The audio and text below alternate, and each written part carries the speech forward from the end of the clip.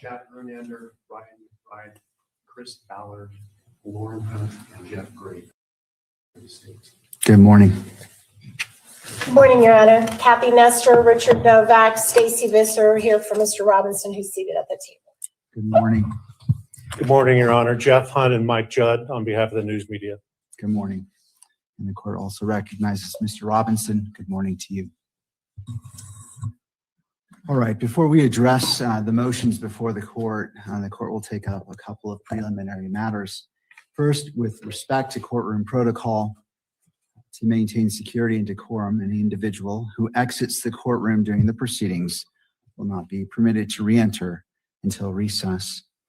All counsel are expected to take reasonable measures to safeguard confidential communication. Such measures may include the use of screen protections on electronic devices and care to avoid the inadvertent capture of privileged or private discussions by recording equipment or by those present in the courtroom.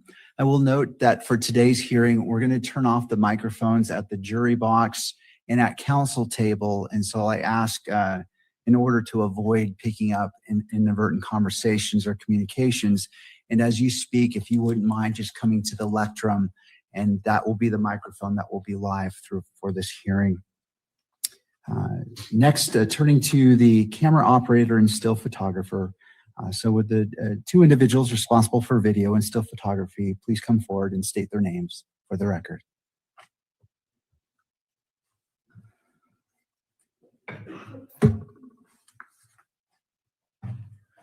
Your Honor, Trent Nelson with the Salt Lake Tribune is still photographer. Good morning. Your Honor, Jeremy Dubas, KUTV 2 News videographer. Good morning. All right. The court's purpose is to ensure the clarity regarding the expectations governing today's proceedings. And have you reviewed the court's standing decorum order dated February 24th, 2026? Yes, Your Honor. Yes, All right. Your Honor. And do you understand the requirements set forth in the order as they apply to your activities today? Yes, Your Honor. All right. Do you require any additional time to review the order or to adjust equipment to ensure compliance?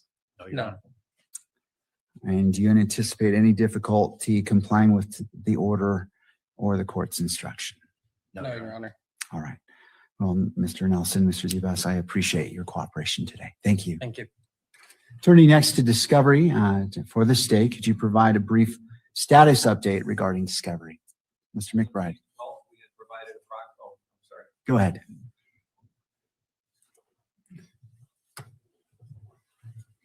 As of May 12th, we had provided 100% of the material in our possession. We received additional discovery from the State Bureau of Investigation over the last week, and that material will be transferred to the defense very soon, probably this afternoon. All right. Thank you, Mr. McBride. Turning to defense, do you request the benefit of the record? Thank you, Your Honor. Since our last status update on May the 4th, we have received a total of 2,462 more files. Over 2,300 of those were residential surveillance camera videos. Many of those we did have previously. The remaining files were ATF and FBI without the DNA data, reports and files, and then some 1102 statements, some jail records, some other law enforcement reports. I appreciate that the state has given us 100% of what they have. We really don't have a feel for how much they still have not gotten. I don't know if they know. It seems like it's just constantly coming in, but we do appreciate how fast they're turning it over. But when you say we have 100%, I think what they're saying is they have 100% of what they've received has been sent to us, but there's still maybe quite a bit out there that we just don't know how much it is. All right. Thank you, you, Ms. Your Honor. Nestor.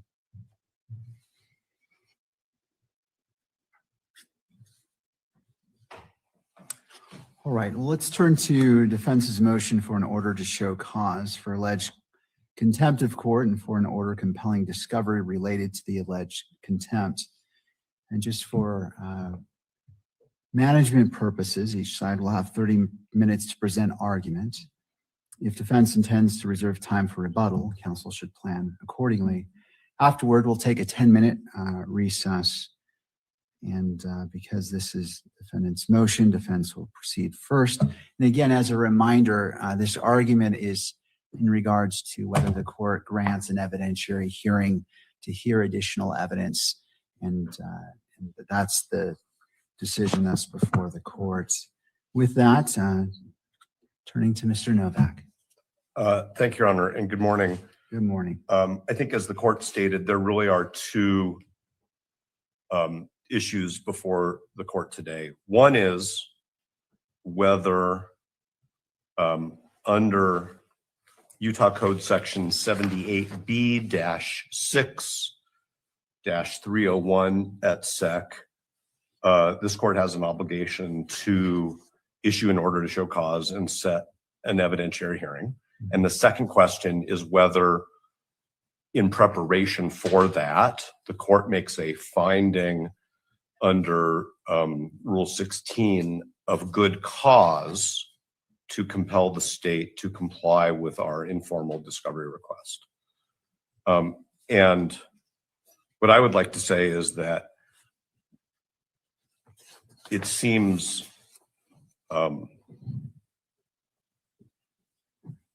beyond debate, based on the evidence before this court already, that the court does have an obligation to set an OSC evidentiary hearing.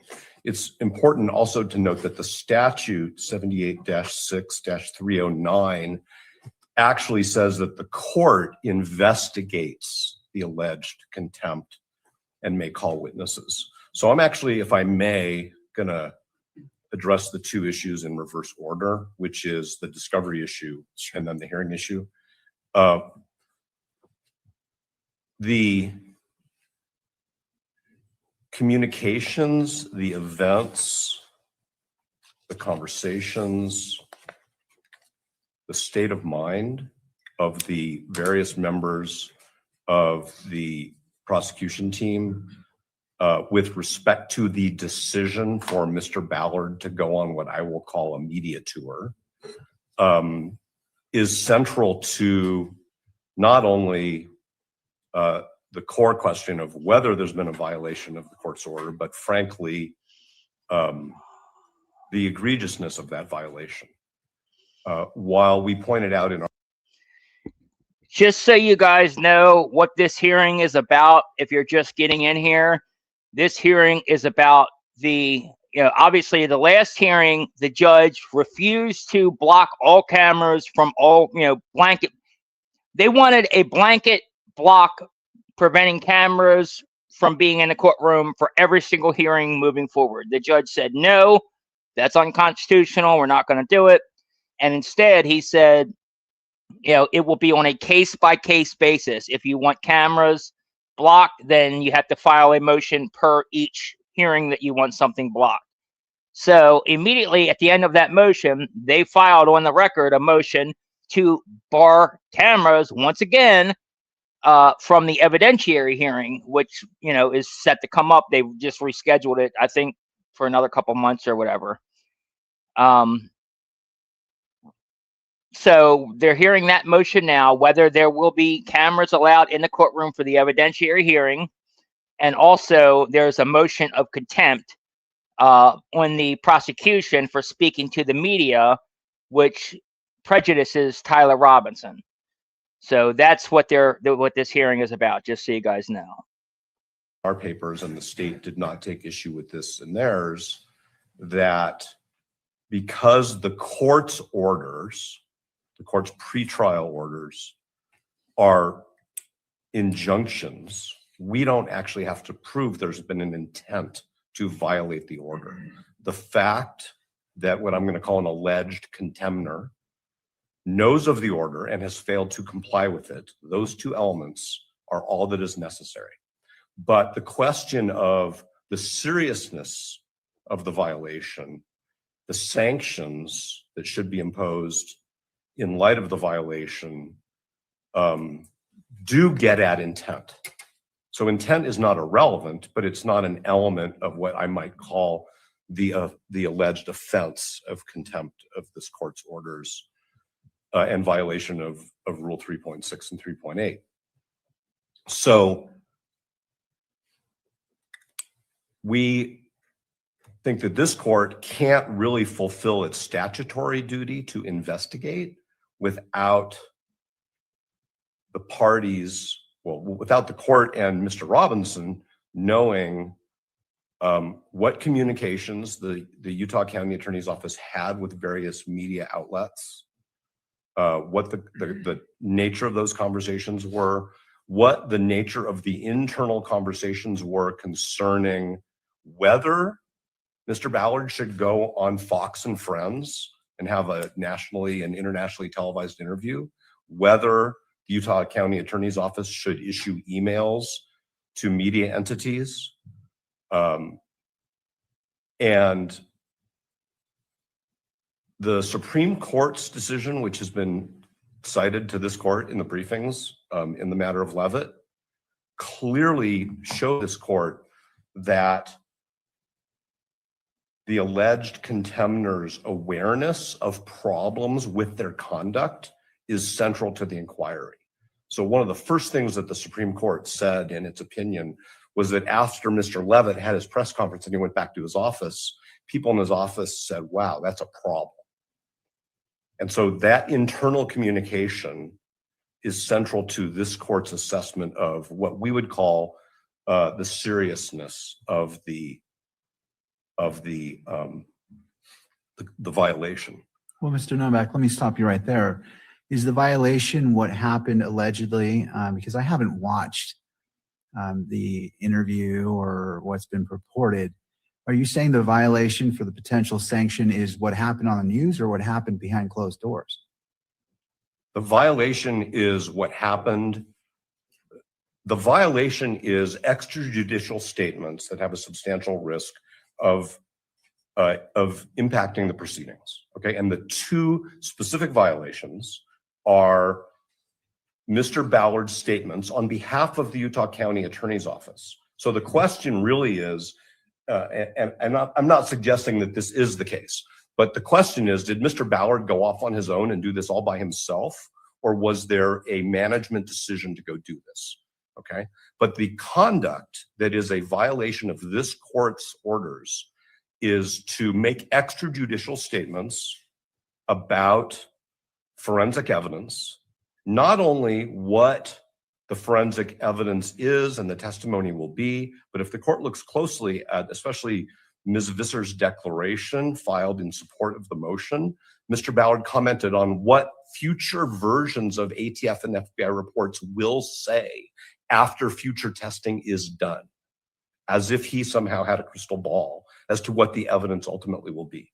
And the second violation is statements that clearly are expressions of opinion as to Mr. Robinson's That's guilt. a defense lawyer, by the way. And these are two of the examples highlighted in the comments to Rule 3.6.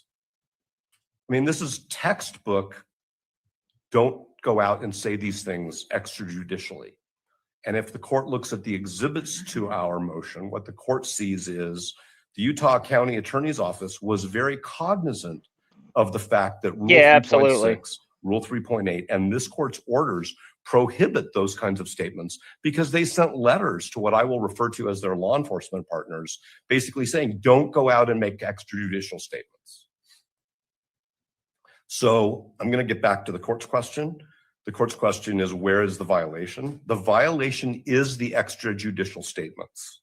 What I'm saying about the need for this court and for Mr. Robinson in order to meaningfully participate in the OSC hearing to understand how it is that Mr. Ballard came to be going on this media tour, because that gets to the seriousness of the misconduct and the types of sanctions that are appropriate.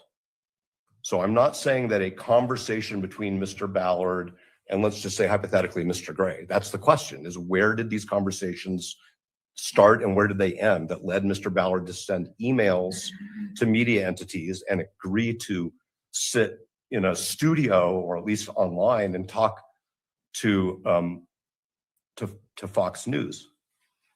that's not, the conversations are not the violation. The conversations guide this court to the state of mind with respect to the violations and the sanctions that are appropriate for violation of the order. The other question, which is related, is what is the harm to Mr. Robinson, which is something that this court is going to have to grapple with now.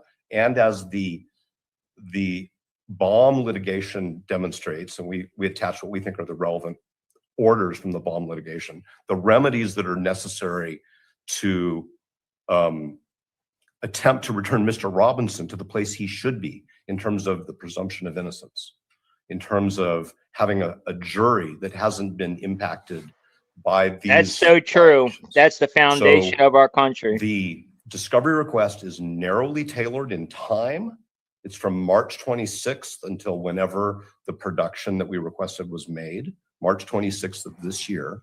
We were not Oh, asking thank the you. state for every single communication they've ever had with a media outlet since September. We were asking for communications since March 26th because it was clear that the moment we filed our motion to continue the preliminary hearing, the state decided that the way they would shape the media conversation about Mr. Robinson's case was to issue emails to the media and have live interviews. So counsel, you mentioned 78B-6-309, and it states the court shall proceed to investigate the charge and hear any answer which the person arrested may make. So would you agree it's the court's duty to investigate and decide what is necessary for the court to make that decision? The court is entrusted with deciding whether or not there's good cause to require discovery. And I'm saying that in order for the court to conduct the investigation, which is required by the Utah Code, the Right. court needs the materials that we were requesting. And good cause means materiality. So clearly, the communications between the Utah County Attorney's Office and the media and the internal communications, not about case strategy, not about witnesses, not about evidence, but about communications with the media, which led to what we think clearly is a violation of this court, 2 violations of this court's orders, is germane and necessary to the court's investigation. However, that doesn't mean that this court conducts an in-camera proceeding that Mr. Robinson is excluded from. We are the moving party. We have very serious constitutional rights, which we need to make sure that this court understands the nuances of in terms of the impact of the conduct and the seriousness of the conduct. So this is not a situation where the court, in my view, should receive the materials we requested in camera, not share them with Mr. Robinson, and not permit Mr. Robinson to participate in the OSC. I don't know if that was what the court was suggesting.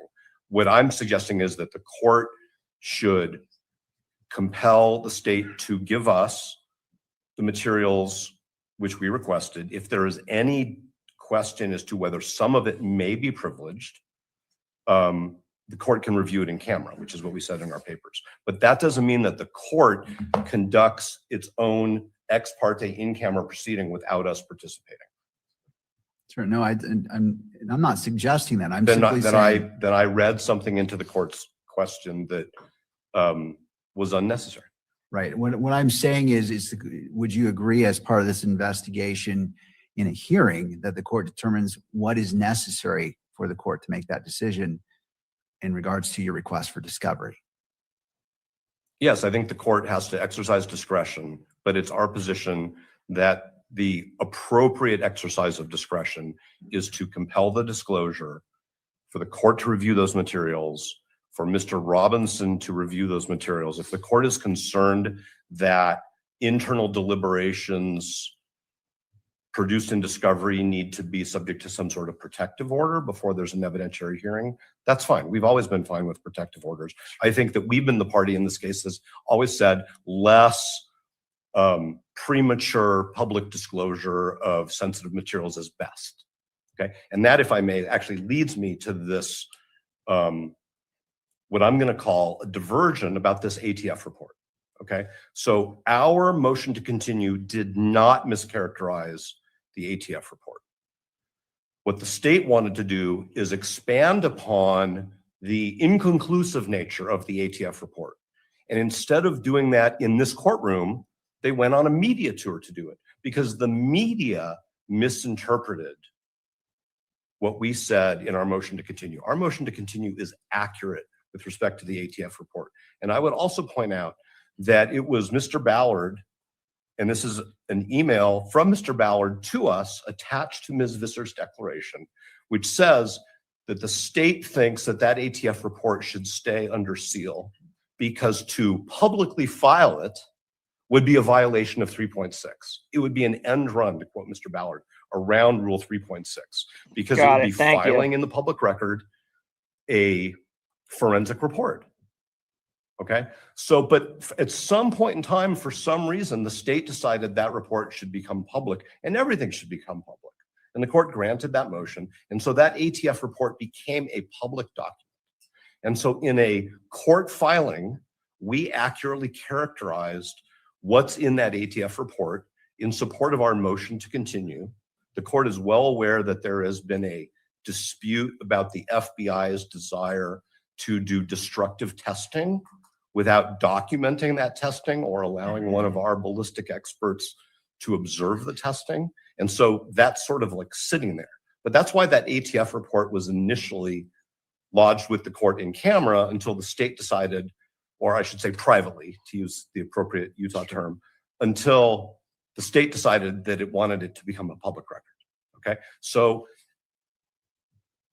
the other thing that I want to say, and I'm going to save a few minutes, is that the state tries to take refuge in the notion that because we've made public statements, albeit in court filings, about something that the state thinks has been mischaracterized, that they get to go out and talk to the media to correct things. And that is not what Rule 3.6 permits. And that is not what the Supreme Court in the Levitt situation and in the Baum litigation sanctions.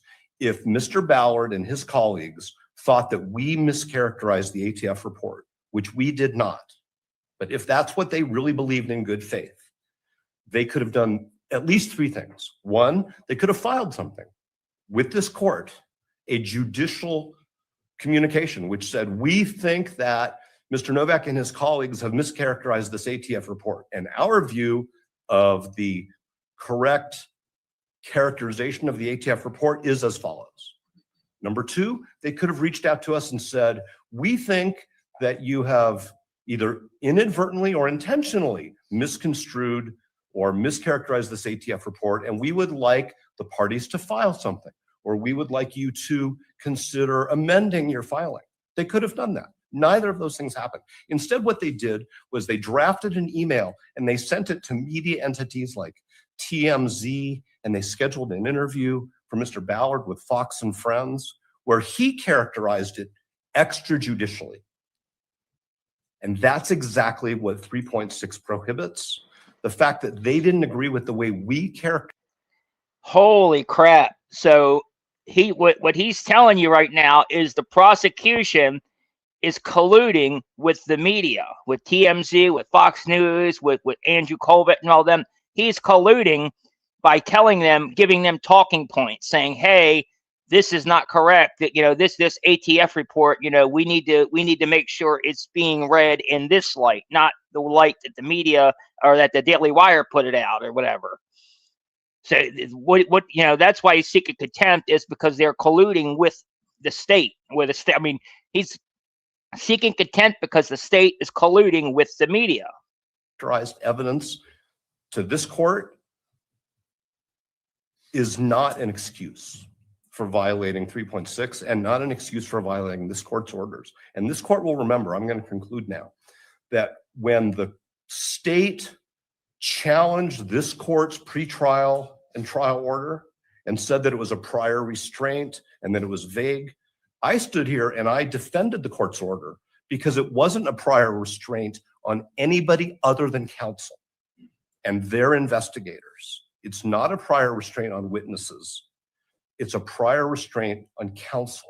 So there is no doubt that they understood that they can't be making extrajudicial statements about Mr. Robinson's guilt or innocence or about the forensic evidence. Those are two comments that are right there in Rule 3.6.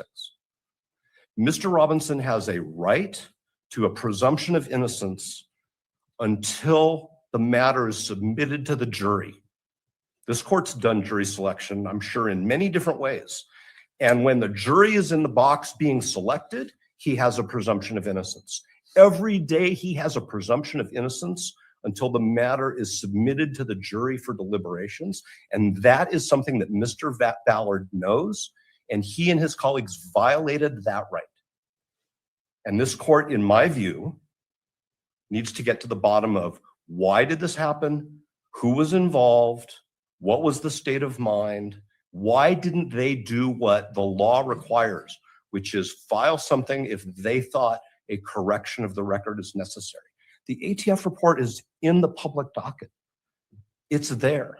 It doesn't matter what Fox, CNN, MSNBC, TMZ, it doesn't matter what they think of the report or what they think of our pleading. The only person who judges our pleading is Your Honor, not the media. And it's, I've saved 3 minutes. all right, just a quick question for you. Of course. Assuming the court grants the request for an evidentiary hearing, how much time do you anticipate needing to present what you would like to present? Assuming, and if there's a difference, assuming you do get discovery that you're requesting, or if you don't get discovery, I just want to take that in consideration as well. Thank you, Your Honor. I appreciate the question. And unfortunately, the discovery will tell us how many members of the Utah County Attorney's Office were involved in this decision. If it was Mr. Ballard all by himself, then there may only be one witness. I think the media evidence speaks for itself. We've lodged some of it as exhibits and some of it through hyperlinks, all in Ms. Visser's declaration and the attachments to it.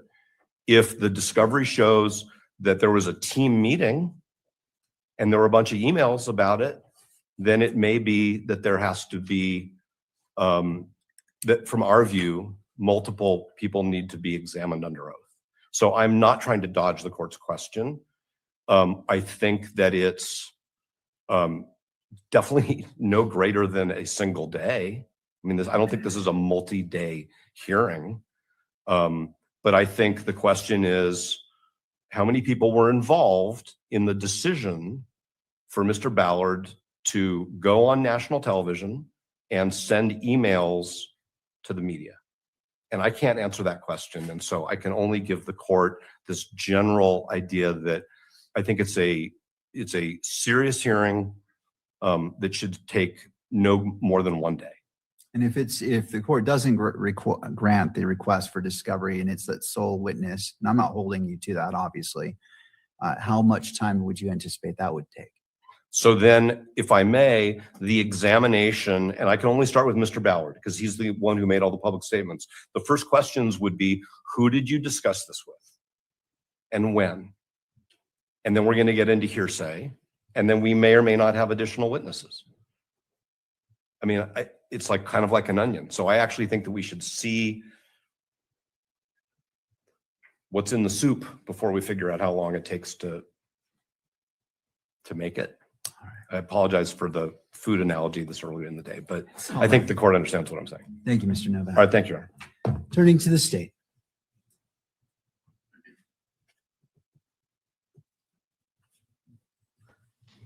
I think he made a pretty good argument there. I think the judge is on his side just based on his expressions.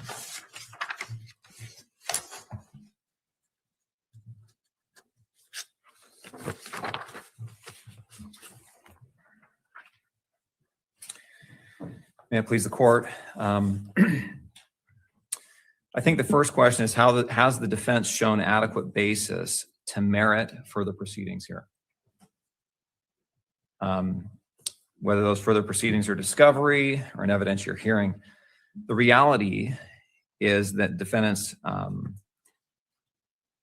has already mustered the prejudicial statements, right? That's what we're talking about here, is the statements that have been made in the media. The defense has investigated that. They've reported the most prejudicial statements that they can find. And that's what the real question is do those statements violate the court's order and Rule 3.6? It doesn't really matter what other discovery shows. Maybe it does to a sanctions hearing, but certainly not to whether or not there's a contempt violation here that Rule 3.6 has been violated. So the question is, has the defense mustered that evidence and that information necessary to merit additional proceedings? And I think the best way to do that is to look at the statements and determine on their face whether there is a good faith basis, whether there is adequate evidence the defense has mustered to require additional proceedings. And You so I notice think he's we not start with the denying law. it. That's a big tell. When there is pervasive media that misrepresents the evidence, that misrepresents the facts, and that creates a material risk of prejudicing the rights of a party, an attorney has the ability under Rule 3.6 to correct those statements. And in fact, they have the duty, under a duty of zealous advocacy to their client, to respond. In this case, there was a tidal wave of media garnering more than 10 million views in a matter of hours that mischaracterized the evidence, that misrepresented the evidence, that misled the potential jury pool as to what the evidence was. That media, of course, reached Utah County. It was widespread, and it created an undue risk of prejudicing or tainting the jury pool.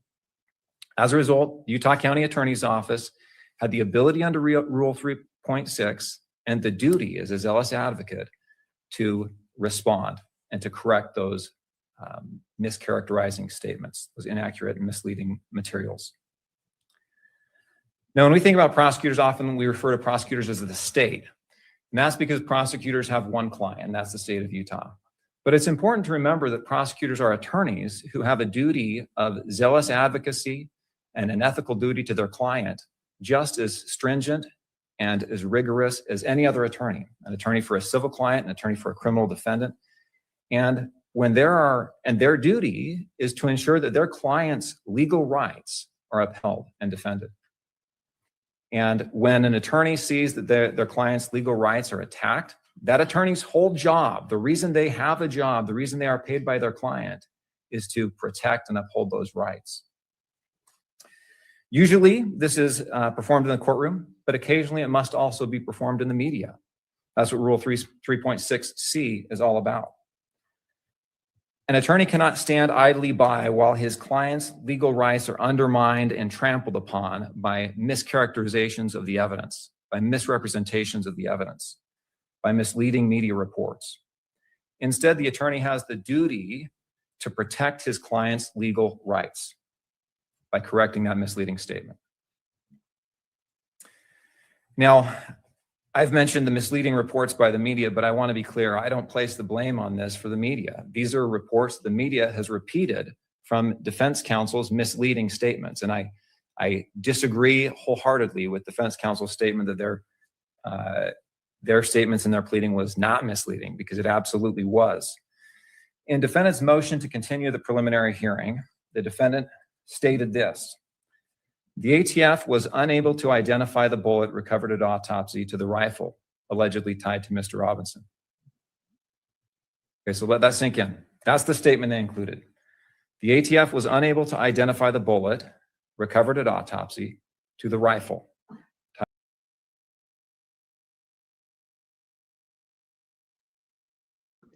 Sorry, guys, I accidentally hit the wrong button.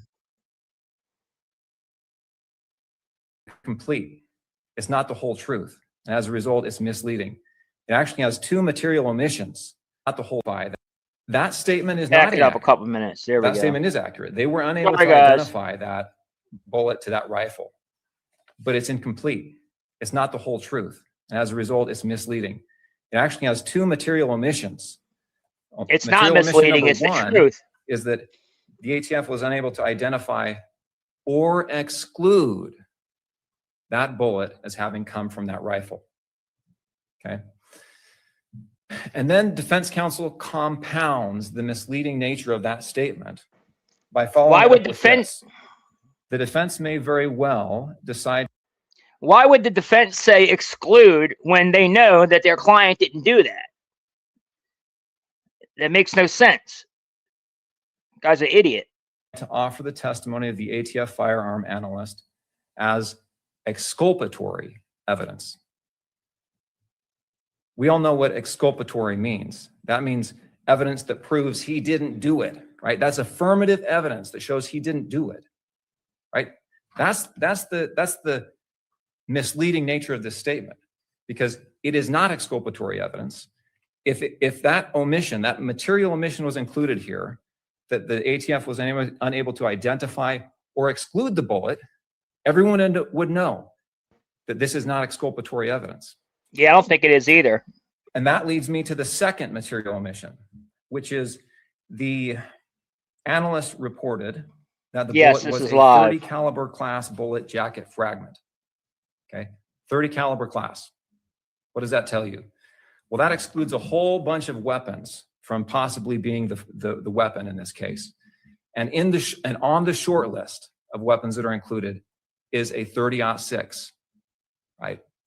The weapon that was found at the scene. The reason that omission is material is because it shows that this evidence is not in fact exculpatory.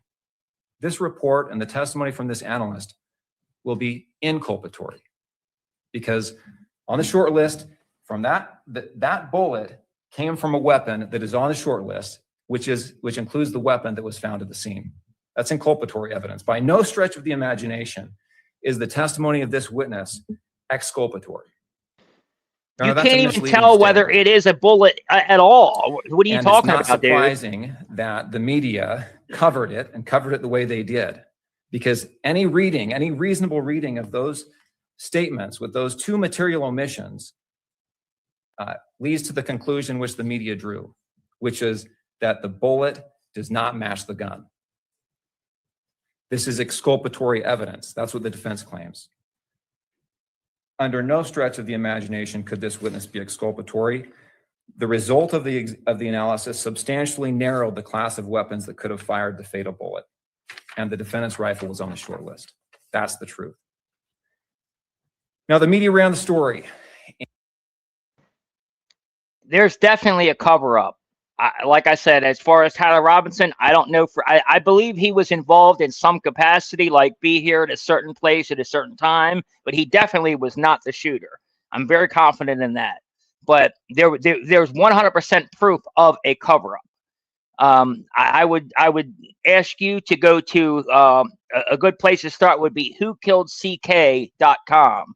And go check out that site and just read all the inconsistencies, read the timeline for yourself, and you'll see just how suspicious everything is. And it gathered extraordinary attention. I've noticed that the monitors are turned off. Are we still on the record? Okay, thank you. The Daily Mail ran a story garnering 22 million views on X in a single day. And the headline was, "The bullet used to kill Charlie Kirk did not match the rifle allegedly used by Tyler Robinson." Okay, the bullet did not match. Major networks throughout the country and even throughout the world picked up this story and echoed this statement that came from defense counsel's pleading. I don't lay that blame on the media. That's accurate reporting of what the pleadings stated and a reasonable inference. But they echoed that misrepresentation, that misleading news. Major news networks reported that this ATF report exonerated Robinson, that the prosecution's case had fallen apart. There were quippy headlines like, "If the bullet doesn't fit, you must acquit." And that, of course, reached Utah County, where our jury pool resides. The Deseret News, a Utah agency, had a story entitled, how one headline shaped the narrative in the Tyler Robinson case. It's I not. mention these to The only tell thing you, I'm relevant not is that he went on over-exaggerating. Fox I'm not News and is overstating colluding with the media. the breadth of the media coverage here and the risk of prejudicing a client's legal rights and the right to a fair trial. So what does an attorney do? You see this happen to your client. Your client's case the evidence is being mischaracterized, misrepresented. We all know it because we know what that report actually says. We have the report in our hands. It's actually public information, but now the media is relaying the same information mischaracterized by defense counsel and prejudicing your client's right. What do you do? Well, you do what Mr. Ballard did. He looked at the rule, looked at Rule 3.6, subsection C, and it states, a lawyer may make a statement that a reasonable lawyer would believe is required to protect a client from the substantial, undue prejudicial effect of recent publicity not initiated by the lawyer or the lawyer's client. That's the law. Let's go through it and apply it. A lawyer may make a statement, which Mr. Ballard did, that a reasonable lawyer would believe is required to protect a client from the substantial, undue prejudicial effect of recent publicity. Is there substantial publicity here? Yes. 22 million views in a day. We've covered that. Undue prejudicial effect. Is it undue prejudicial effect? Yes, it is, because it's a mischaracterization of the evidence. The report does not say that the bullet did not come from that gun, which is what the media was stating, right? That's undue prejudice. It's unfair and it's not accurate.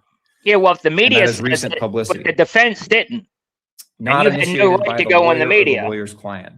Mr. Ballard didn't start this, right? The state didn't start this. This began because of a pleading the defense counsel filed in the court, right?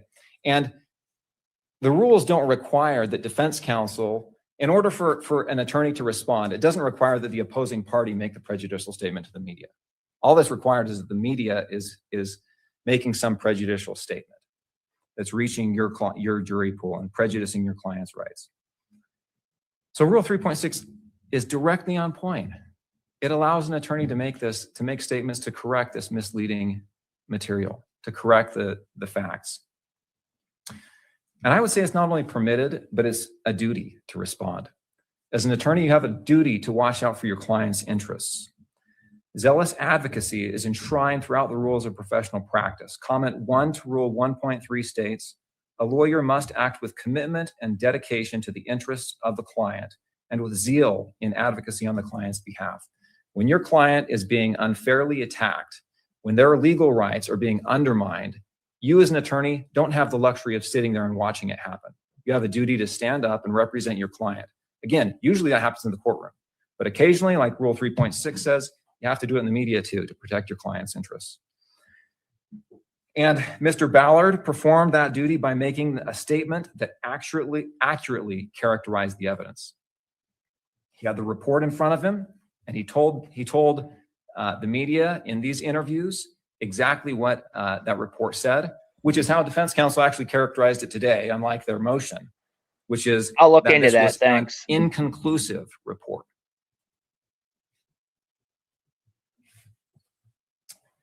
He characterized the evidence as the test characterized the evidence, that it was inconclusive.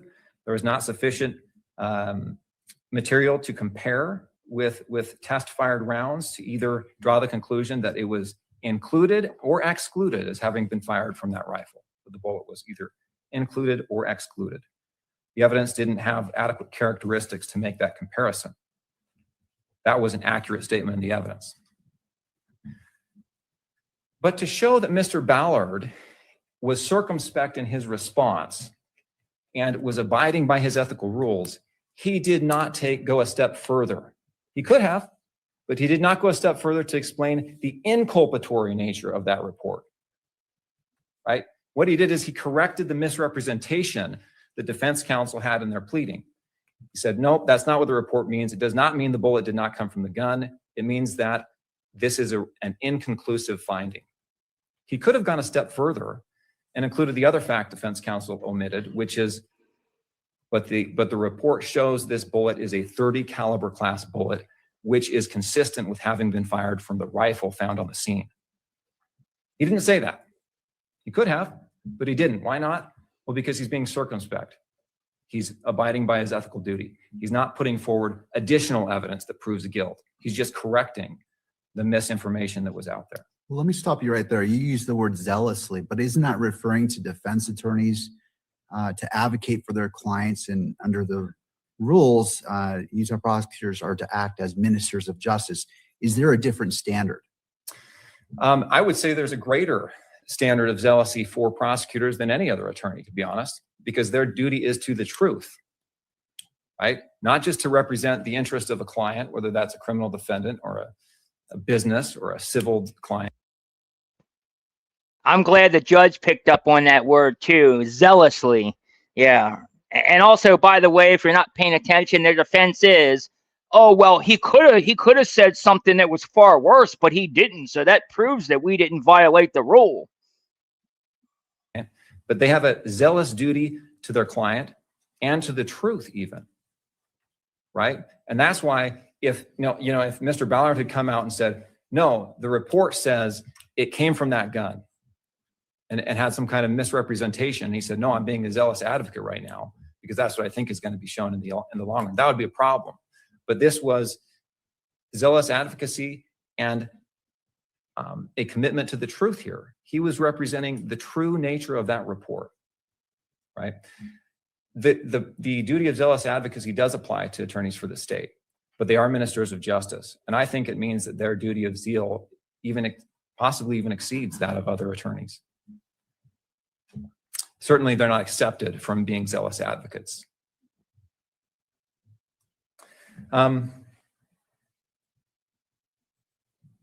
So he did. He made that statement, a statement that accurately characterized the evidence, corrected the misrepresentation, the misunderstanding, and the mischaracterization of the evidence.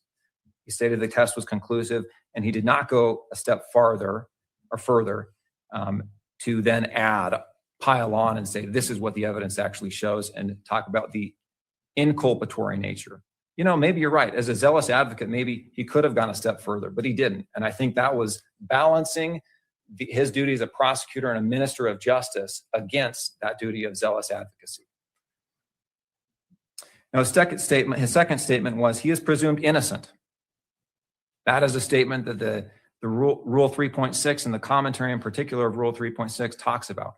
You should say that when you're talking about that somebody has been charged with a crime. He is presumed innocent, he said. The ultimate decision will be up to the jury. Those are appropriate textbook examples of how a prosecutor should talk. He then made the following statement. We believe we will be able to overcome his presumption of innocence. We have ample evidence to demonstrate beyond a reasonable doubt that Tyler Robinson committed this murder. The defense has also criticized this statement. How is as that a not statement of prejudice? belief, or opinion. This is not a statement of belief or opinion of guilt based on personal knowledge or experience. Instead, this is a statement tied to the evidence, which was directly relayed to rebut the mischaracterizations and the claims in the media that the state's case was falling apart, and this evidence was exonerating the defendant. This was offered in direct response to the claim that there was not adequate evidence, and the evidence that existed was exculpatory. Now, this was nothing more than the certification required by Rule 11 of the Rules of Civil Procedure. When an attorney signs a pleading, the attorney is certifying that to the best of the person's knowledge, information, and belief, formed after an inquiry reasonable under the circumstances, the claims are warranted by the existing law, and the allegations and other factual contentions have evidentiary support. So the statement that we have the evidence to prove our case is nothing more than reaffirming and confirming that certification that we made when we filed this case with the court. To do otherwise would be unethical, to file a case that we don't believe is supported by the evidence. And this is nothing more than saying we believe that we have adequate evidence to move forward in this case. There's nothing wrong with that, and there's case law that says so, and we cited that in our brief. It's a statement tied to the evidence. Now, defense counsel has said, no, that's an opinion, and compared that with the Levitt decision. And I will tell you, there's nothing further apart than Mr. Ballard's statement and Mr. Levitt's statements. Mr. Ballard says, based on the evidence, we believe we have the evidence to go forward. Mr. Levitt says, we have reviewed the evidence the jury will never hear. And we believe this witness, in that case, the eyewitness to the murder. We believe this eyewitness based on evidence the jury will never hear. So Mr. Levitt asserted his personal belief in the credibility of a witness, right? That kind of statement would be inadmissible, would be a mistrial if that statement was made in opening statement or in closing argument, right? Mr. Ballard's statement, on the other hand, is we believe we have the evidence to prove the defendant's guilt. That's an appropriate statement in an opening statement or in a closing statement. And I should say, his statement was even more mundane than that because he said, we have the evidence. He didn't say we believe or I believe. He said, we have the evidence. And that's the type of statement that attorneys are trained to say in their opening and closing arguments rather than saying anything about beliefs. Regardless, the point is the same. This is not, I believe this witness. This is the evidence, right? That's an appropriate statement. It would be appropriate for an attorney to make at trial. And it's an appropriate statement to reassure the public that that attorney is proceeding on good faith, that there is the evidence that supports the charges, and that this misrepresentation and To answer your question, YouTube will not let me monetize. So my way around that is right there. It's kind of like a, buy me a coffee fund or whatever. So if you donate to that, you can leave a comment. There's no limit on the comment. And then at the end of the live stream, I'll go ahead and read all you guys. Anybody who left a comment, I'll read it. So that's my workaround for it. So if you want to support the stream, you can do it right there. And it's pinned at the top of the chat on YouTube and on X as well. So thank you, guys. characterization of the evidence does not undermine the filing in this case, the filing of this case. Well, let me ask you a question in regards to, you use the term inculpatory and exculpatory. Isn't that to the interpretation of the fact finder, whether something is or is not? Well, ultimately, yes. And I think right now that's you for the purpose of this proceeding. But yes, ultimately it is. But I don't see how any person could say that the conclusion of the report that this round came from a 30 caliber class weapon, which a 30-06, the gun found at the scene is.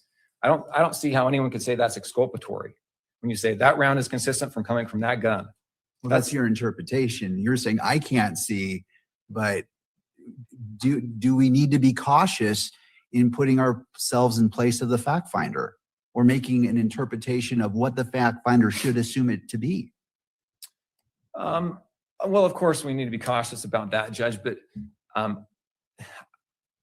I mean, you're the fact finder in this case. My money is you're going to say that that's inculpatory evidence. I mean, because exculpatory evidence would say this bullet could not have come from that gun, right? That's exculpatory evidence. And that's what defense counsel claimed it was, exculpatory evidence.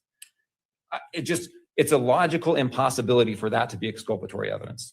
I don't think there's a reasonable way to interpret the evidence to say that's exculpatory.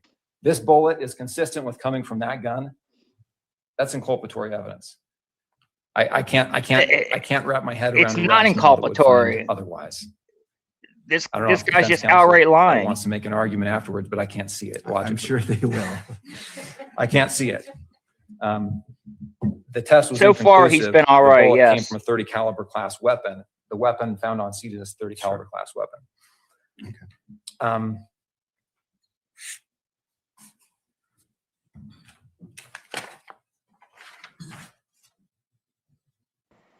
That's what it sounded like he's Defense trying to counsel do. said, well, the state's only avenue, or the state's appropriate avenue. I think they're actually saying the state's only avenue from response to the statement. What I'm saying is a mischaracterization of the evidence in defense counsel's pleading. They say the only appropriate response is to respond in pleadings or contact defense counsel. That's all fine. But when it comes to responding in the pleadings, this was a motion to continue the preliminary hearing. The ATF report wasn't even mentioned in oral argument. When I responded to that pleading, I thought that's a non-starter. That's an issue that's ancillary to the core issue of this motion to continue, which was discovery of DNA evidence. and underlying DNA data, right? So when I'm responding to their motion, I'm going to pick and choose what arguments are going to carry weight, and I believe will carry weight with Your Honor. I'm not going to address every single argument that's out there, and that's not, and beyond that, responding in the pleadings does nothing to correct this media frenzy that's happening. But it was a big enough argument for you to decide to send emails colluding with all the other media outlets and then going on Fox News to publicly prejudice Tyler Robinson, right? Out there that's just echoing this mischaracterization of the evidence, right? It just doesn't. My office is getting calls from the media after they read this. You know, they run the story, it gets 22 million views. All of the media says, wow, this is getting a ton of publicity. Let's jump on board. They start covering this. They call our office. And as an attorney with a duty to your client, do you just say, nope, I'm going to let the media run with this Common and continue sense. to mischaracterize the evidence in the case? I don't think you can do that. I think that violates your duty to your client. I think It's not your I think you place have to be go on careful the what you say, media. of course. But responding in the pleading doesn't protect your client and doesn't protect the jury pool from unfair and undue prejudice, which is what Rule 3.6 directly addresses, 3.6c. And that's what happened here.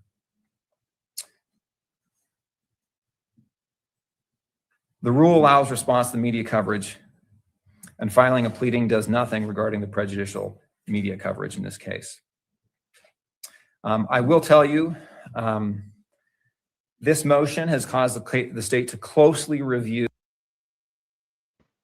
So he's saying that having them fix the motion or responding to the motion would do nothing to correct the media misinterpretation, but it was the motion that started the media frenzy. So if you correct the motion, if you have them correct the motion to say what you want it to read, then wouldn't that then create another media frenzy saying, oh, it's been corrected, it's not right? I mean, this guy's he's making circular arguments that make no sense. And revise the way it interacts with the media. We, from the outset, defense counsel is right. We knew the rule from the outset, Rule 3.6. The day defendant was arrested, we sent letters to law enforcement agencies within the state and federal agencies as well, asking them, hey, you've got to abide by these rules, and outlining what those rules are, including the comments to Rule 3.6. We're very aware of that. We're very cognizant of that. And that's actually why we had the response we did, is because we looked at Rule 3.6. I'm assuming that's what Mr. Ballard did. He looked at Rule 3.6c and said, look, this allows me to respond. And he did. He responded as the rule allows. Your Honor, we are committed to, as we stated at the outset of this case, to abiding by the rules. We are committed to ensuring the defendant gets a fair trial, but we're also committed to ensuring that our client, the state of Utah, gets a fair trial. And when we see our clients' rights being trampled and the right to a fair trial being potentially undermined, we are going to fulfill our duty to zealously represent our client. If that means He's correcting the acting like statement he's in the working media, directly and if for that's the only way Erica to do Kirk. it, I think that that's appropriate and that's allowed under the rules. I will say that we are very cautious, and we will be more cautious in the future. In summary, Your Honor, given the state of the law, given what has happened in this case, given the state of the media and the context of the statements, and given the statements that defense has alleged here, the defense has not shown enough evidence to have additional proceedings in this case. The statement is soundly and squarely within Rule 3.6c. The statement falls within what is allowed by the case law that I cited. A statement that we believe we have the evidence to move forward with the case is appropriate under Rule 11, as well as the case law that was cited in the pleading. For that reason, Your Honor, I would ask you to deny the motion for the order to show cause. The point is well taken, and we are, as I said, have revised the way we are addressing the media, and we intend to avoid anything that could be construed as violating the court's order in the future. All right, just a question. I want to know what revised the order mean. I mean, when he says we revise the way we deal with the media now, I want to know what that means. Does that mean that you're not going to put it in email format anymore? You're going to use like an encrypted messaging app like Signal where you can auto delete the messages so people can't tell that you're colluding with the media? Because that's kind of what it sounded like to me. Two, you stated earlier that if an order to show cause, and I'm summarizing, I'm not quoting you, the order to show cause was found at the sanction stage, discovery about communications may be warranted. What's your position on the request of defense for communications, internal communications should be requested or ordered to be produced? That's work product, Your Honor. The conversations that we have about any strategy is work product.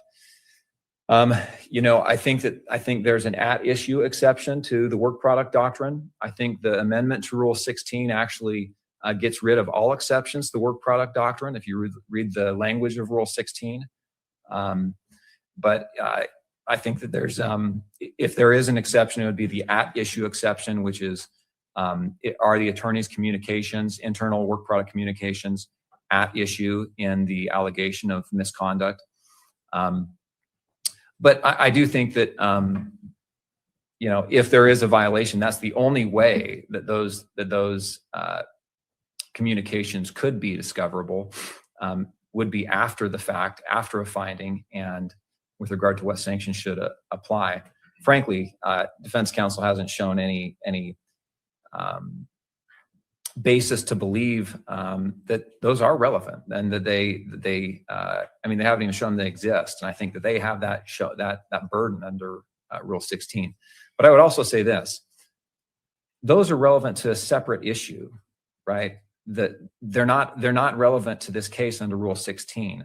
There is no good cause for the discovery of that material under Rule 16, because Rule 16 deals with the defense's need in this case, the state versus Tyler Robinson, not defense versus Utah County Attorney's Office. So under Rule 16, they're not allowed. There's no good cause here.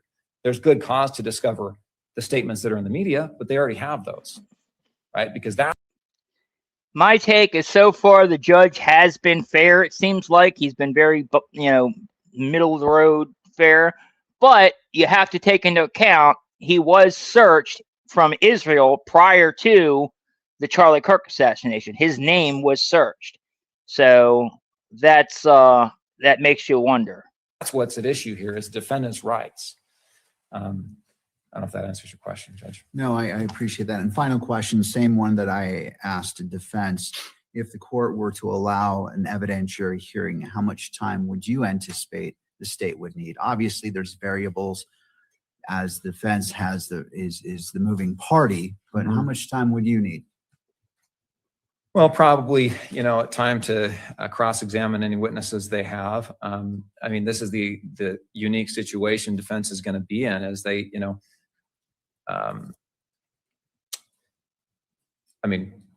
what are they talking about? They're going to call every attorney that represents the state in this case. They're going to call every news agency that did an interview with any state's counsel. They're going to, they could make this thing go on for weeks if they wanted to.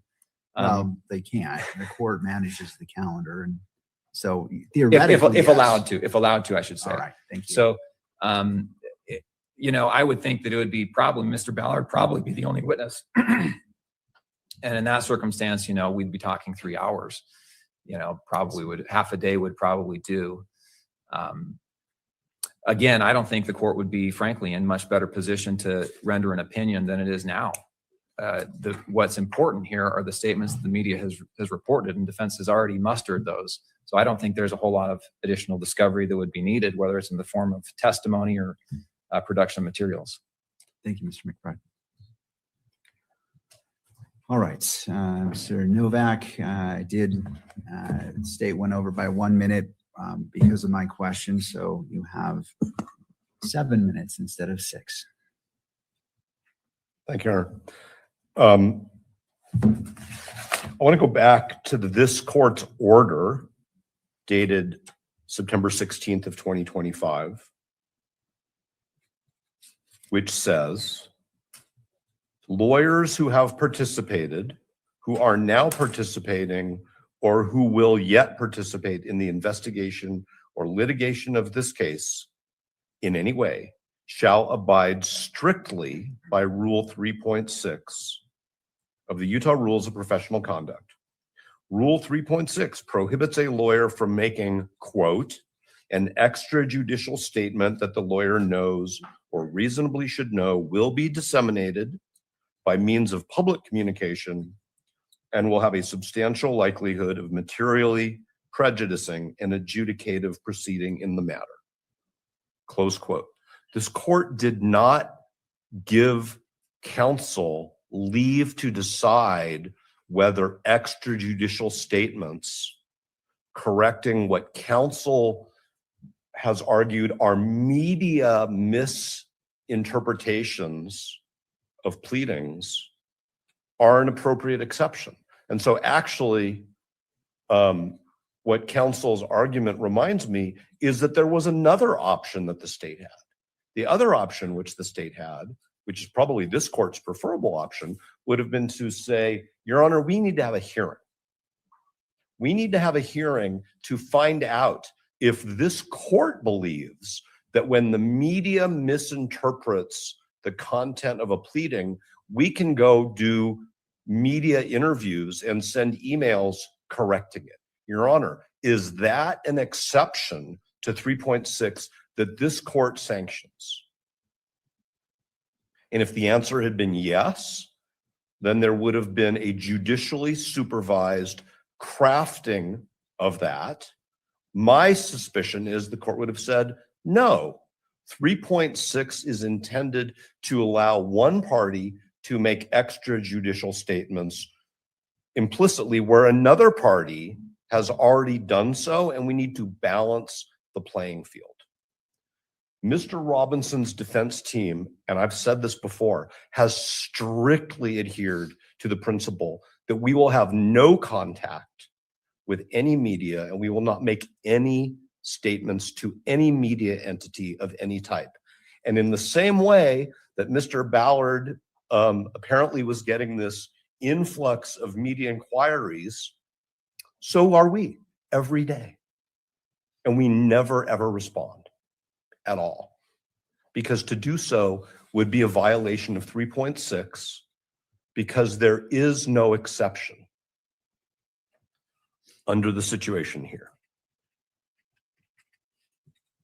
We did not say in our pleading that the ATF report concluded that there was not a match.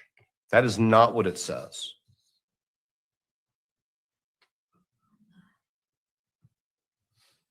And of course, our pleadings speak for themselves.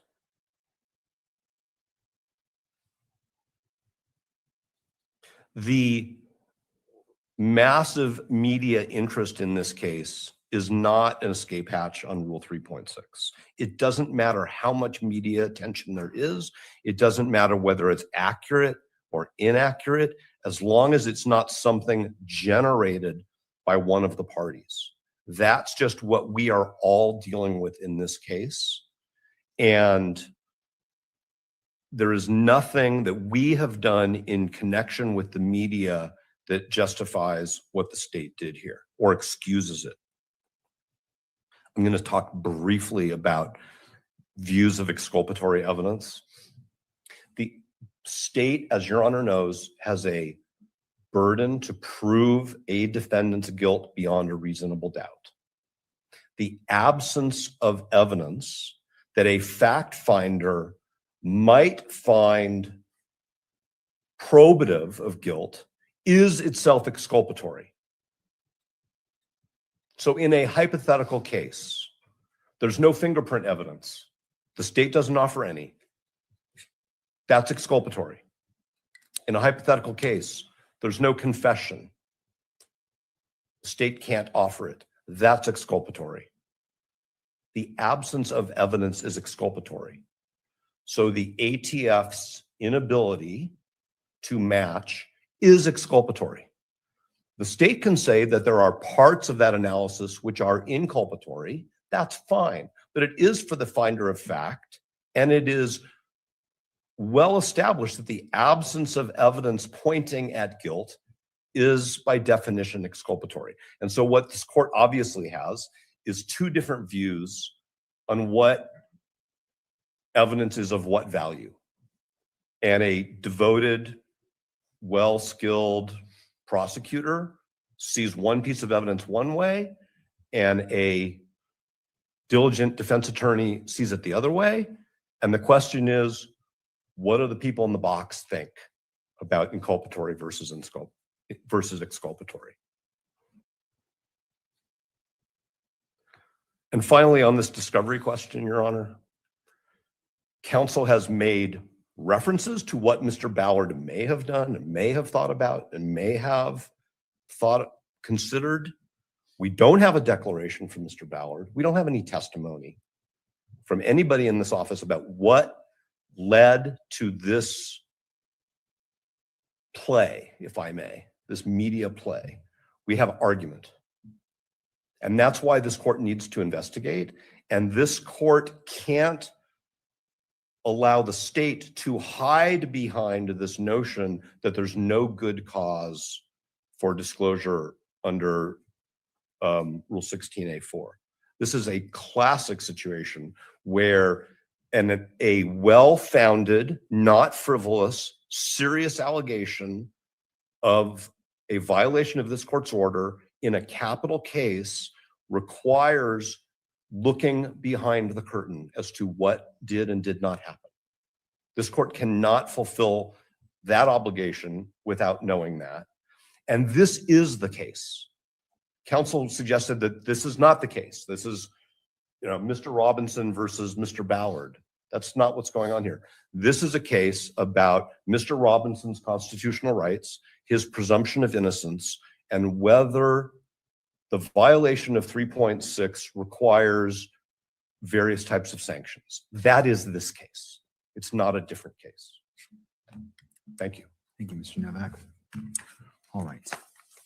Thank you to the parties. The court is going to take this decision under advisement, and as this court typically does, we'll schedule a future hearing to render its decision, and we can discuss it at the conclusion of today's hearing.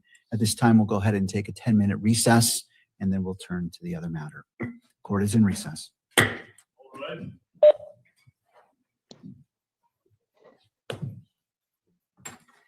That was Richard Novak, the defense attorney, one of the defense attorneys for Tyler Robinson that was speaking, by the way. Yeah, I agree with you. Whoever said this here, the defense doesn't knock this down. The prosecution will continue these shenanigans throughout the trial. Absolutely, 100% the truth. And honestly, how the judge rules on this will also set the stage for how they will act moving forward until the trial as well. Because if the judge lets this go and doesn't do anything about it, then the prosecution is going to be emboldened to continue doing it, to continue going on the media and smearing Tyler Robinson and prejudicing him. And I would really like to see some contempt motions for, the witnesses that are violating this, like Andrew Colvett. I mean, not Andrew Colvett, he wasn't there, but like Blake Neff, who was there.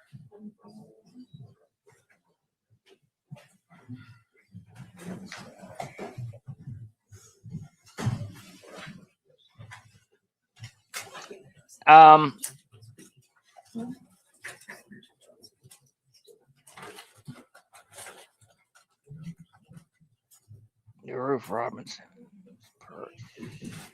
What happened to it? Where'd it go? What happened to it? I just lost the comment I was looking for. Did I miss it?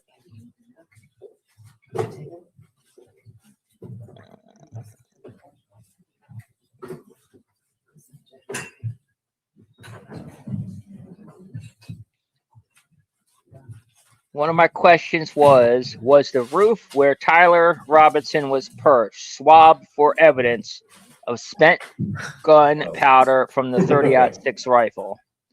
I do not believe so. I know they took pictures of the supposed elbow prints that were in the rocks of where the sniper was perched. But I don't think that they did any analysis to see whether there was any gunpowder residue at the scene there. If so, we haven't heard about it so far.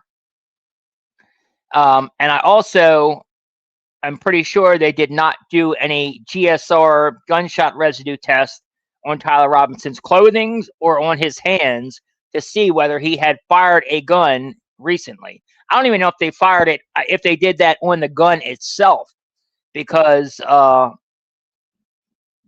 gun, I'm pretty sure that gun could not have been fired because it had a low mounted scope, and if it had the original safety mechanism that comes on that rifle, then it would hit that low mounted scope and the safety would not be able to disengage. That's something that I uncovered a few months ago, actually.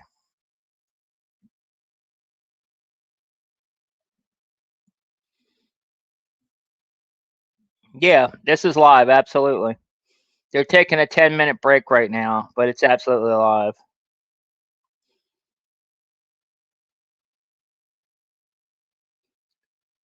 No, the roof was flat. Where they claim he took the shot from was flat, completely flat. So there's no excuse why they couldn't have done that, to be honest.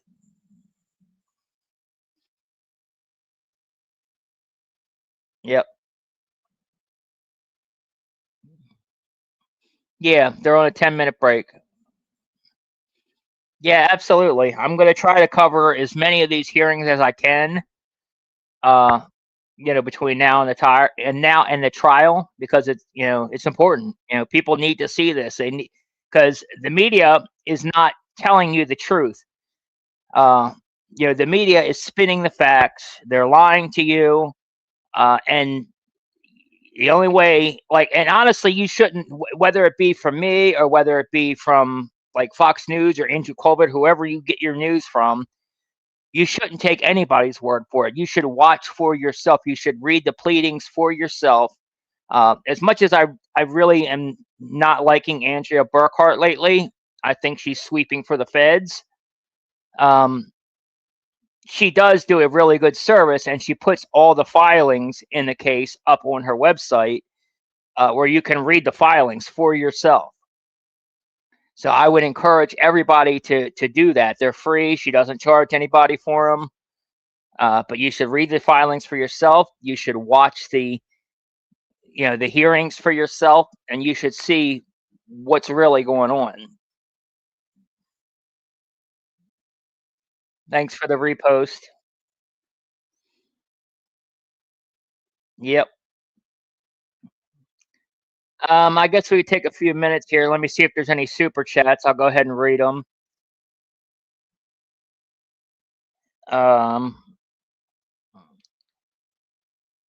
By the way, if you want to send a super chat, this channel is not YouTube will not let me monetize it officially. So if you want to send a super chat, we're doing it this way. Hey, why go by? So if you want to send a super chat, you can click on the link. It's pinned in the top of the chat on YouTube. It's pinned in the chat on X or right underneath the post on. Why does this keep going off? Hold on. I don't know what's going on here. It's aggravating me. StreamYard is making me aggravated. Okay, there we go. So it's pinned at the chat. If you want to send a super chat, you can do it this way.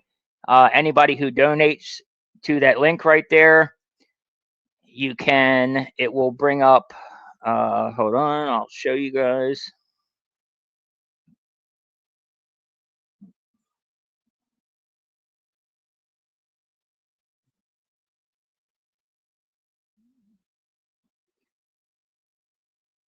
So if you click on that link, it'll bring you to this page right here.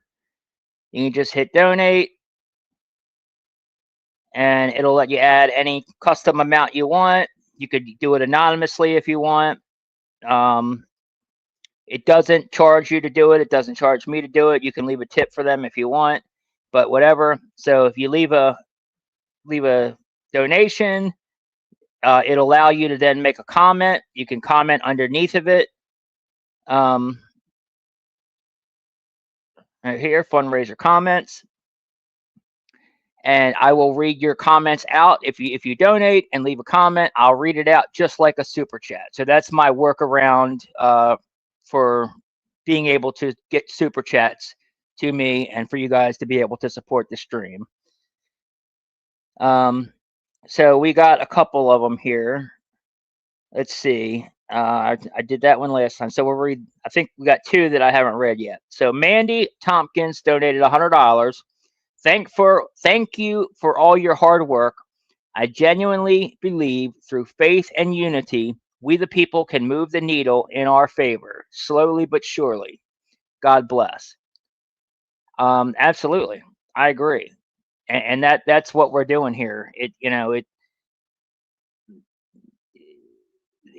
slowly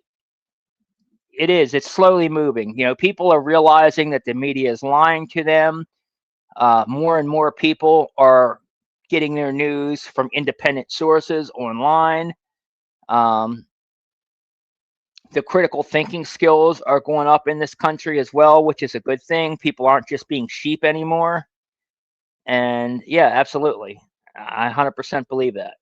And it's honestly, it's all God's work, 100%.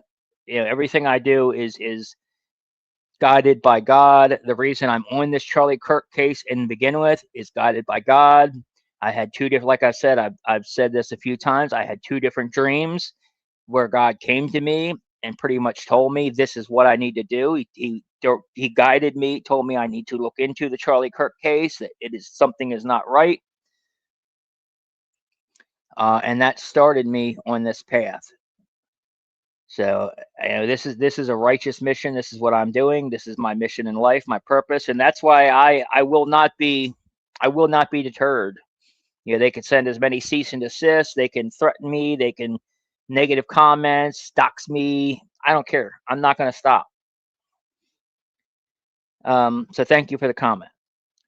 Then we have Anonymous donated $20 from Australia. Keep up the excellent work. We know there is a massive cover-up, and TPUSA is part of it. Erica is definitely a Mossad, and poor Charlie never had a clue. They always use beautiful women. Well, thank you for the comment. There's definitely a massive cover-up. We've proven that. The feds, in general, we've proven that the feds have absolutely outright lied.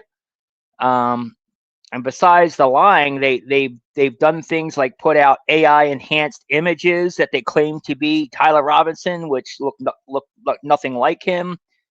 They put those images and they put those videos out after he was already in custody. Why else would they do that except for to portray him in the media as 100% being a suspect, trying to make him look guilty?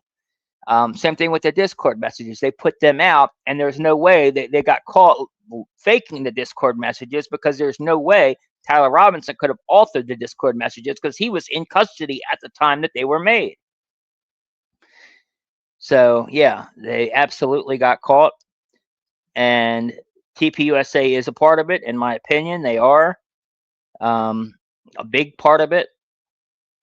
His security in particular is part of the actual operation, and the other people are, if they weren't part of the actual, then they are definitely part of the cover-up, Erica included.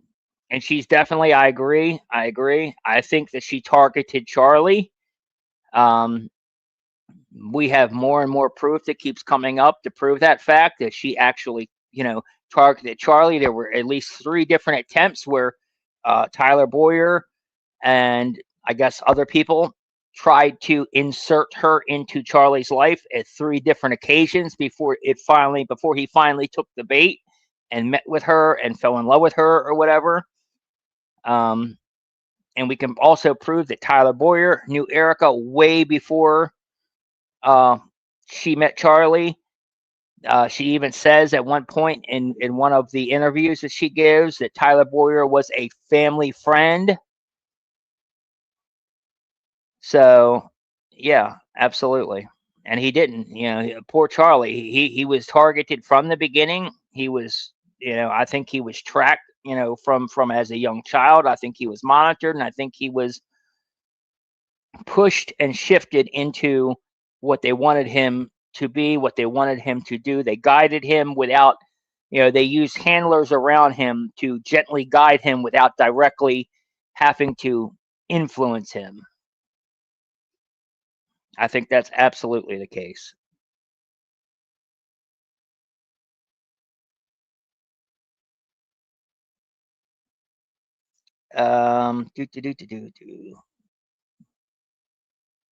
So explain how defense. So what time is it? And they explain how to build a watch.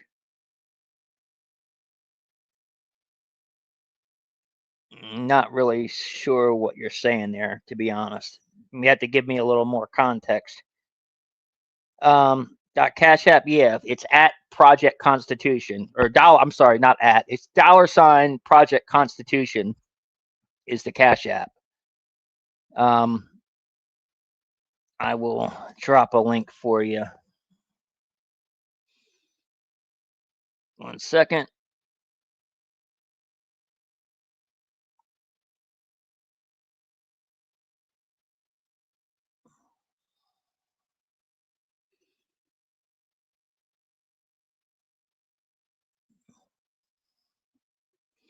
If I can figure out how to do this. Okay, 1 second.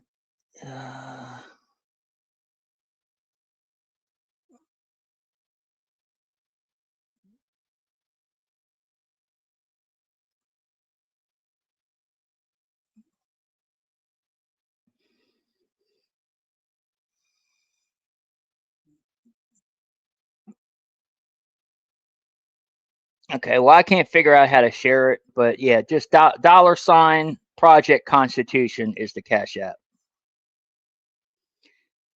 I am not monetized on YouTube because I have had 2 channels banned in the past for telling too much truth. They don't like what I have to say. So yeah, when they ban your channels, and they will not let you monetize a new one. So that's something that I've had to deal with. I've gone through that with TikTok. I've had multiple channels banned on TikTok, multiple channels banned on YouTube. The only place I haven't been banned yet is X, but the way things are going, I wouldn't be surprised if that's coming soon as well. All right, we're back on, guys.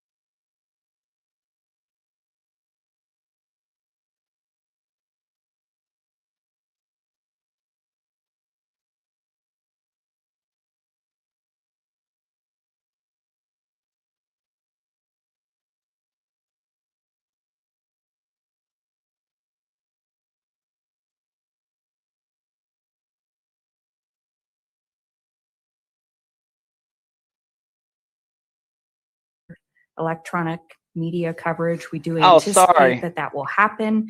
All right, let but, me back it up a That was few. our primary concern about the exhibits. Please plan accordingly. And Sorry about this that, is guys. defense's motion. Defense will proceed first I forgot to unmute it. and turning to defense. Ms. Visser. We're only a couple minutes behind. It's not a big I deal. can tell you I am definitely not taking an hour here. All right. Those are words that every judge wants to hear. It's not the attorney 5 minutes, but it definitely won't be an hour. All right. Thank you. So yes, Your Honor, the two issues before the court in this motion are the handling of the exhibits at the preliminary hearing and the motion to close the hearing itself or portions of the hearing. I'm going to work backwards because I actually think the state and the defense are mostly on the same page about the exhibits. It seems that the state does not intend to offer the exhibits in such a way that they will be viewable by the gallery. That was our primary concern with the exhibits during the hearing and making those publishable online through the live stream or recording. That issue is not before the court at this point. I don't believe there has been a request for electronic media coverage. We do anticipate that that will happen, but that was our primary concern about the exhibits and how they are kept in the record, if they are kept in the record.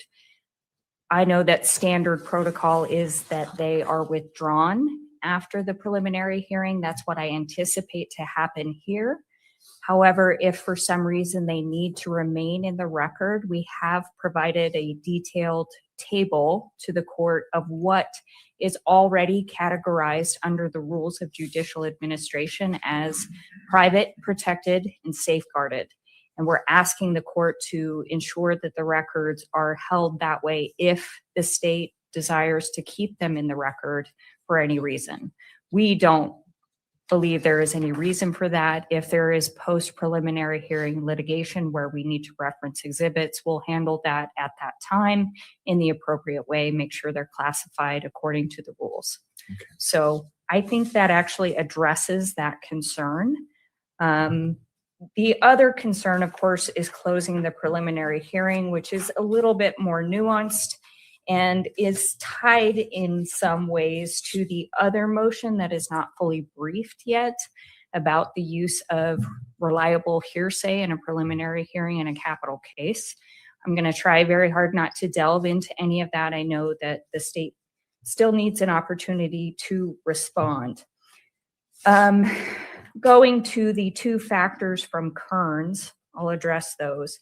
The first is the evidence relevant to the nature and extent of the adverse publicity that may be generated from providing evidence in an open setting in a preliminary hearing.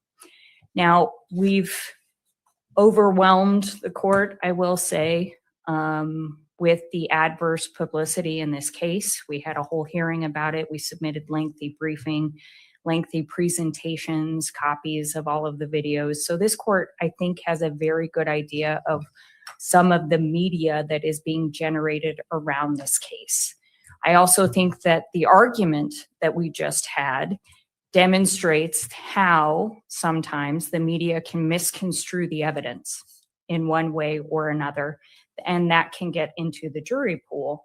So our goal here is to prevent that from happening by avoiding publication of evidence before there has been admissibility determinations. There will be litigation about the admissibility of a lot of this evidence. There are chain of custody issues that will have to be addressed that are not appropriate for the prelim. There is 702 and Daubert issues that will be addressed as far as expert reports and testimony. And most of the preliminary hearing, as far as we can tell, is going to be based off of reliable hearsay. They're calling 5 officers to discuss a very extensive investigation, basically throughout the state of Utah. The reports are lengthy and contain lots of statements from other officers and people that collected evidence and people that talked to witnesses.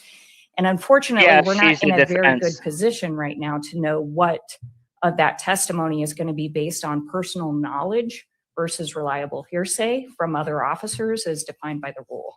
So our solution, what we see, is closing the preliminary hearing, and this court thereafter providing a transcript of what occurred during the preliminary hearing that can account for all of the evidence that wouldn't be admissible at trial.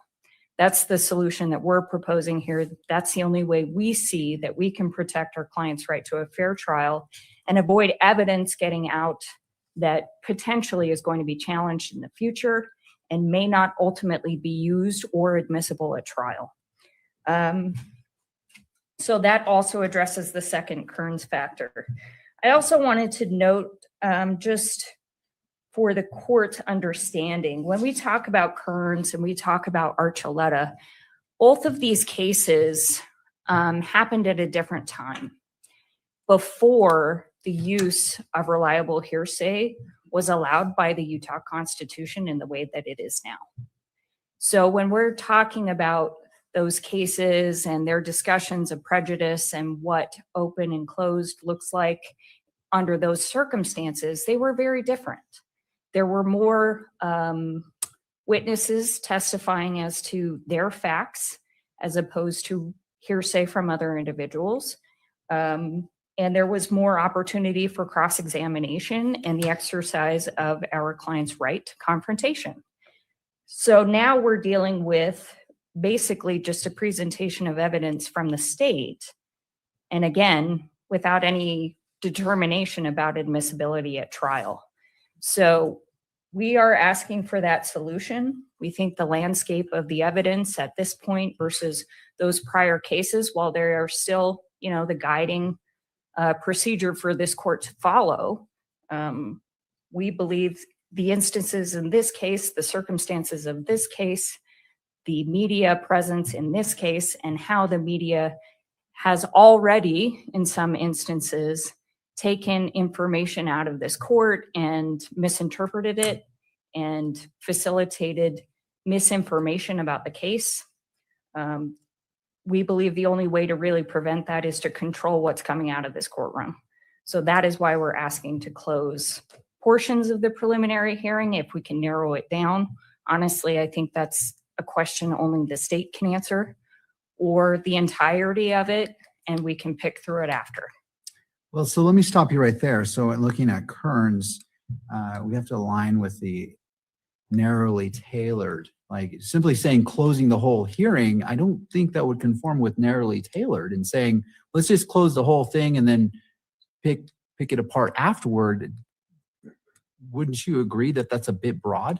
And that kind of, that's not the intent of the case law or the rules, that we get to just shut it all down and then figure out afterward. Or do you have a different interpretation? Well, Your Honor, we've kind of talked about different solutions here, but the alternative is we essentially make objections as we go through the hearing, which will probably take quite a bit of time and extend the proceedings significantly. So if that's the preference, we can absolutely do that. I do think that it would interrupt the flow of the evidence and the presentation before the court to do it in that way. But if that's the preference, we're also open to that solution. But our concern, again, is that a bunch of inadmissible evidence is going to be presented without any sort of testing before it is presented and put out into the world to the jurors and biasing our client's right to a fair trial. Does the court have any additional questions? No. Okay, thank you. Thank you.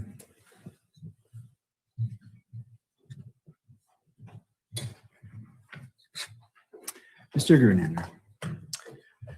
Thank you, Your Honor. The state has tried to make it abundantly clear throughout this process that we favor open hearings so that the public can trust what happens in this courtroom. And public confidence increases when people can see justice at work. So that's our general argument. This, in many respects, is largely the media's fight, Judge, but the state is interested in weighing in on these issues here. We've talked a little about the Kearns Tribune Court, and it's clear from that decision that the public, including the media, possesses a constitutional right to access preliminary hearings.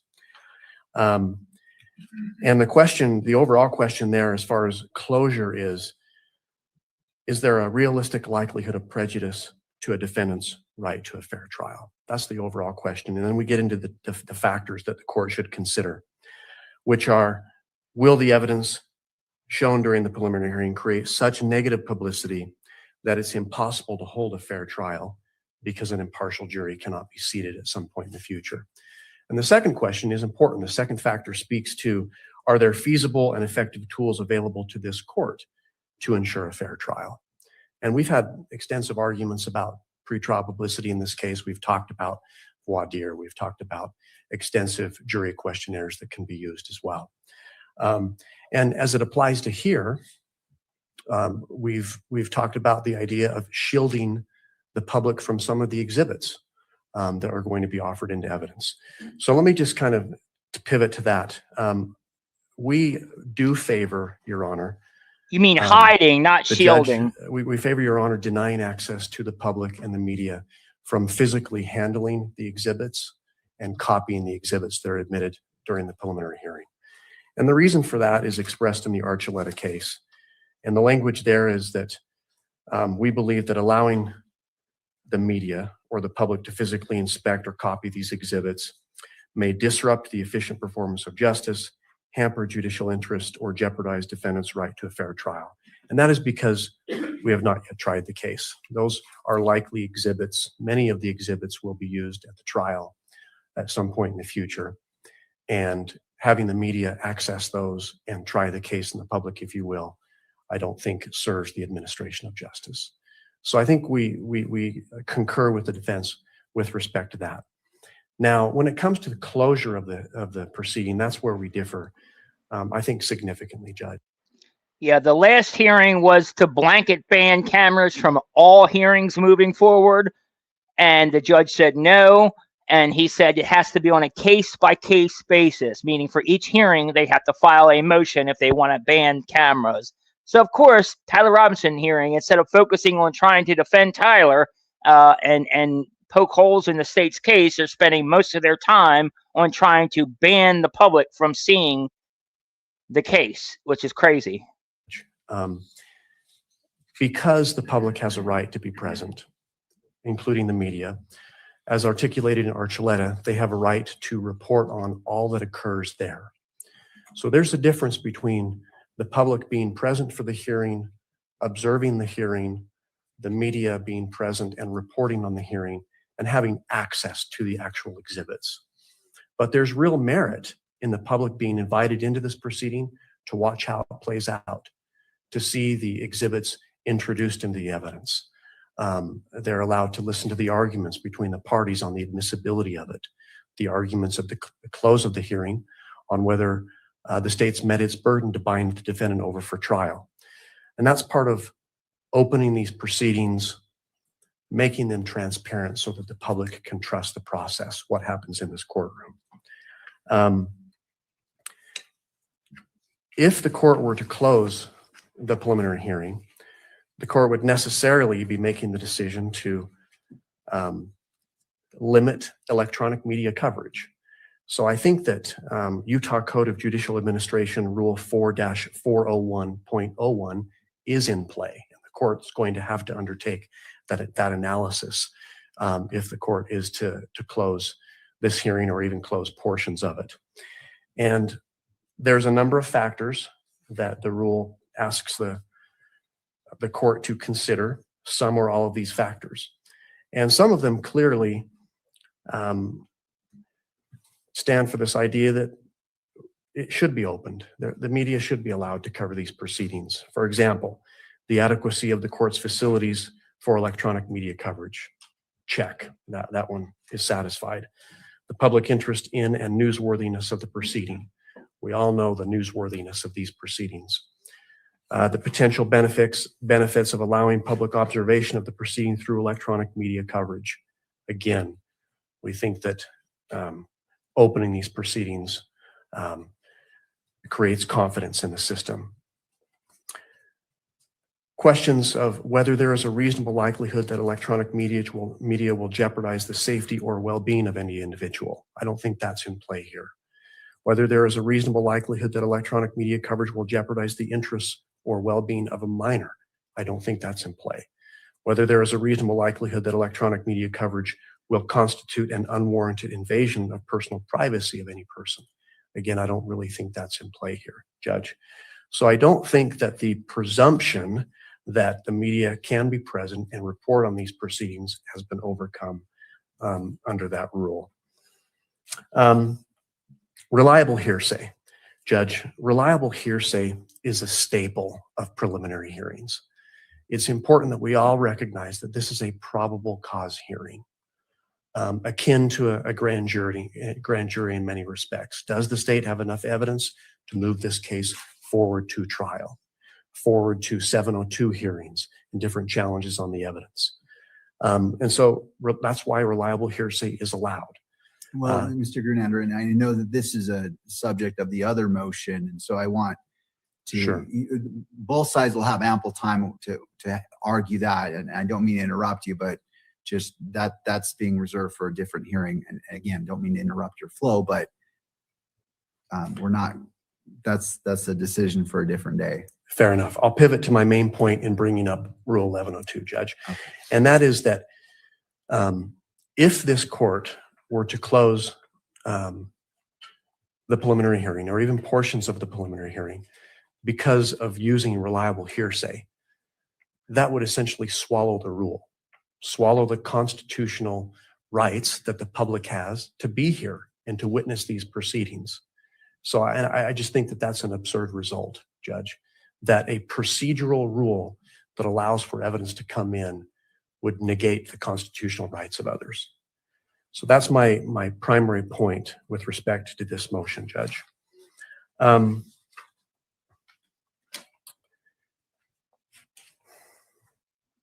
It's also, and I make this point in our written pleading, but the practical effects of introducing evidence at a preliminary hearing is different than that of trial.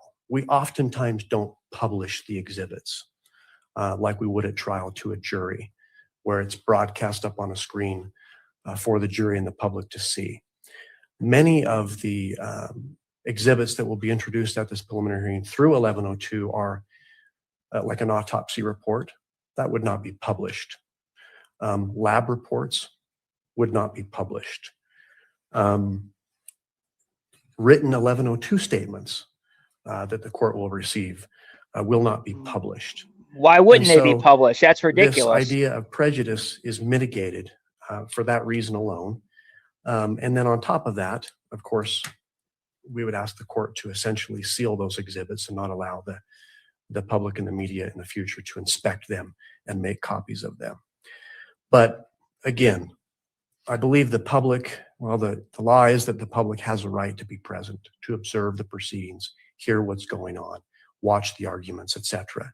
And while some of the specifics of those lab reports, for example, will likely come up in argument, perhaps on maybe the admissibility of it, if objections are raised, or certainly at the end of the hearing when arguing bind over. There's a difference between being present in the courtroom and hearing those arguments and hearing references and even partial quotes of that evidence versus examining physically and copying those exhibits and having those. So again, I'm going to defer. The media is present. It's my understanding that they want to be heard on this motion. This is largely their fight, but again, the state wants to give the public the opportunity to critique these proceedings and to have confidence in what's happening in this court. And I'll submit it on that, Judge. Well, I do have a question for you, Mr. Grunander.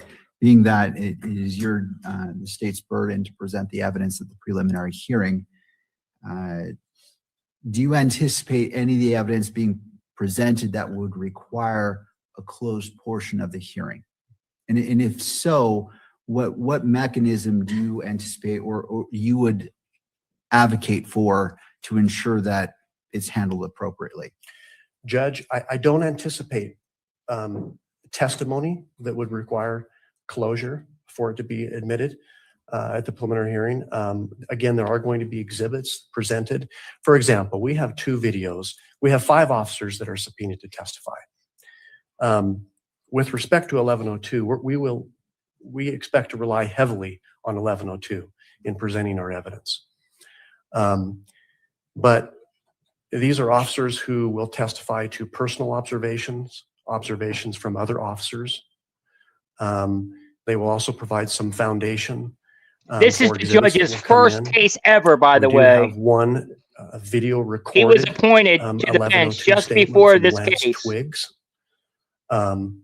But I don't believe there's any reason to close that portion of the preliminary hearing. And Your Honor, we have provided Your Honor with the physical copies of those exhibits, and the electronic copies are on a thumb drive, which has been provided to the court for your review as well. Well, just to be clear, I actually had the exhibits returned because I wanted to wait till the prelim to look at the exhibits, and I haven't. And a lot of what's been proposed as potential evidence, the court has explicitly not viewed, even if it's in the public sphere, just so the court can go in with a clear mind. So I appreciate Okay. that, but I just want to put on the record, I did note that folder, and I appreciate that preparation, but the court has not, and it will not review it until the prelim to ensure that, you know, as a magistrate, I want to make sure that I go in only considering what's been properly admitted, and not to say you wouldn't properly admit it, but I just want to go in with that clear mind and only considering what has been admitted into evidence. Okay. Should the court change its mind and wants to view it beforehand to make a Sure. determination, that information and evidence is available. I appreciate that. Thank you. There are 2 videos. He's trying to as well prejudice the answer judge Your Honor's right there. question. There are That's 2 crazy. videos which depict the killing of Mr. Charlie Kirk that were taken by people that were present at the event. Those are sensitive in nature. Mhm. You're watching the death of another individual, the violent killing of him. I wouldn't describe them as horrific. It's not a torture killing, as was described in the Archuleta case, but that material is sensitive.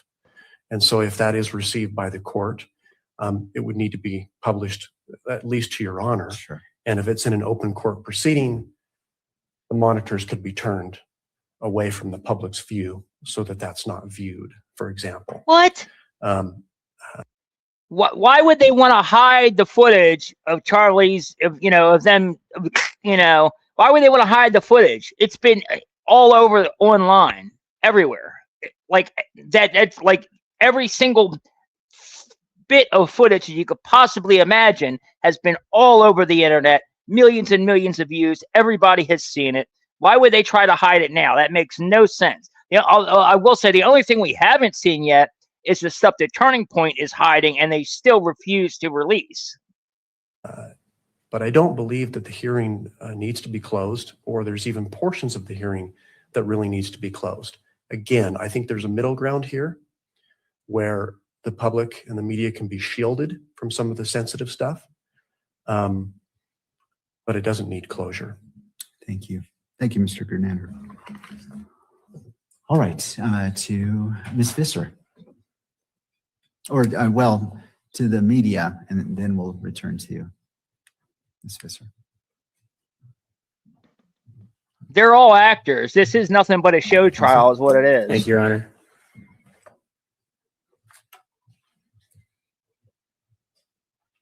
The court has a challenging task when it comes to requests to close portions of a hearing. The court knows the distinction that's been drawn. When the court ruled on the motion to exclude cameras, it made note of the fact that we were at that time in a bit of a different world. At that point, we were not talking about a constitutional right to access. In this case, we're back in that world where we are, right? Where the public has a constitutional right to access court proceedings and court documents. When we were talking about the question as to whether or not the public would be present for the cameras motion before, the state said something in its briefing, and it said, different hearings operate different ways. And with respect to to certain hearings, we're not sure where it falls on the spectrum, how strong the recognized constitutional right of access is for that hearing. Preliminary hearings are one of the small categories of hearings in Utah and nationwide that are expressly recognized as set apart. It's criminal trials, and then what comes next is preliminary hearings. And there's a reason for that. The lead case that the court has seen and will see more of is Press Enterprise. That's a U.S. Supreme Court case, 478 U.S. 1. In that case, the court was remarking on a 41-day preliminary hearing that had taken place in California and wanted to make sure that the public had access to that, in that case, to the transcript of it. And so the reason is that preliminary hearings are often the sole occasion for public observation of the criminal justice system. In a lot of cases, that's as far as it goes. That's all the public may have the right to see. And stripped of the opportunity to participate and watch that, the public may get no insight at all. Recognize in that case something that this court has recognized, that access into a preliminary hearing and to other court proceedings enhances both the basic fairness of the criminal trial and the appearance of fairness. This guy, by the way, I'm pretty sure is the lawyer representing the media's interest, representing all of our interest in having the trial open. So essential to public confidence in the system. We aren't relying on a U.S. Supreme Court case alone, as the court knows. In Kearns Tribune, this has been brought into Utah. And we were told something similar. In addition to kindling public misperception and eroding public confidence, closure of significant pretrial proceedings, like a preliminary hearing, perpetuates general ignorance and cuts off public knowledge necessary to a full understanding of the criminal justice system. It's really important that the public be allowed to access proceedings like this one. We've heard the parties reference, the defense reference at least a little bit, part 2 of a Kearns Tribune test. The idea here is that when you are seeking a departure from a recognized constitutional right of access, the party who's seeking closure, in this case the defense, needs to come forward with specific evidence about the thing that they're asking to seal and or close, and what the interest is that would justify that departure from the constitutional norm. As the court certainly recognizes, if there is going to be some sort of closure, the court has to go say in a written finding, here's why I am closing this piece off. It's why this wait and see approach, let's just get to the morning of the preliminary hearing and make this decision, won't work. How at that time would the court be able to say, I'm going to go make a written closure finding, balancing these interests, if you're asking me to do it on the fly? It means we need to do it now. And that's why this idea of listing every line of testimony, every bit of witness time on the stand, every potential exhibit, and saying, let's seal and close all of it for 5, 6, 7, 8 different reasons, makes for a real mess, right? It makes a real challenge to say, so to be clear, you want me across 34 exhibits and 8 potential objections to make written findings that justify each one of those.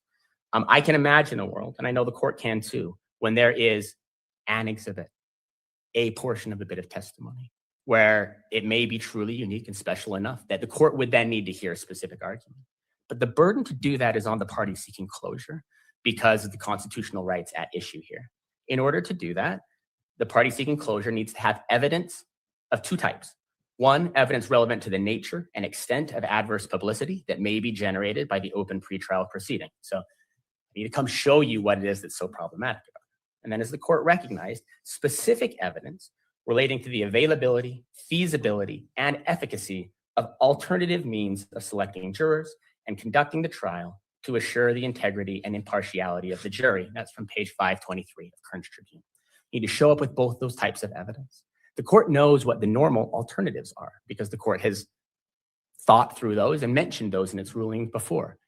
If there is evidence, as it should and as it can under our system, that becomes public during these pretrial proceedings, you hear a witness testify about something, you hear about a piece of evidence that's introduced. The expectation is that to the extent that that has some potential prejudicial power, you deal with that through these normal tools of jury selection, an expanded voir dire, detailed jury questionnaires, things of that sort. We mentioned in our briefing what you often see in Utah cases is they say by the time you get to trial, potential jurors may say, I remember hearing something about this case, but I no longer recall any details, right? And I certainly feel comfortable being able to set aside any prior knowledge that I had and focus solely what is in front of me at this case. That's the preferred narrowed means. So in order to justify a sealing, a party seeking that sealing or that closure needs to come and say why that isn't enough. Why for this specific piece of evidence, why for this specific stretch, that won't work. Again, I can imagine a world in which a showing like that is made, but we are nowhere close to that as far as granularity, as far as satisfying that burden, as far as with specificity here. I do want to mention briefly Archuleta. Both sides have talked about this different type of request, right? I want to stress that in most cases, and in this instance, what the media is asking for is essentially occupy the role that a member of the public would occupy if they were sitting in this courtroom. So if things are said out loud or presented to the court in order to justify or try to meet the burden of a preliminary hearing, the press, acting as a proxy for the public, would have the opportunity to watch, listen, consider, and report on that. Court knows that if a member of the public, as much as we appreciate them being here, said a preliminary hearing, that piece of evidence up there on the stand looks interesting to me. Can I come up and hold it? The court would say, no. We're trying to preserve the integrity of this proceeding. And so you can listen to what you're seeing in the courtroom, but you can't come touch it or copy it or take it home with you, right? That's what was at issue in Archuleta.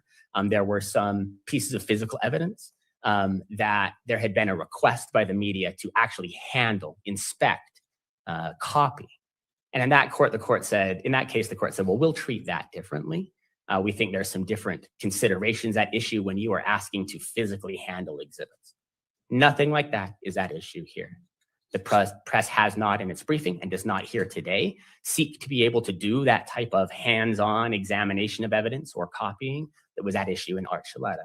What the press is asking for here is what the press so often asks for, which is we are a proxy. We are here to help assist, to be the eyes of the public, to help them observe those sorts of things. So for that reason, the language in Archuleta that says there's no constitutional right to access the exhibits in that way is simply not in play.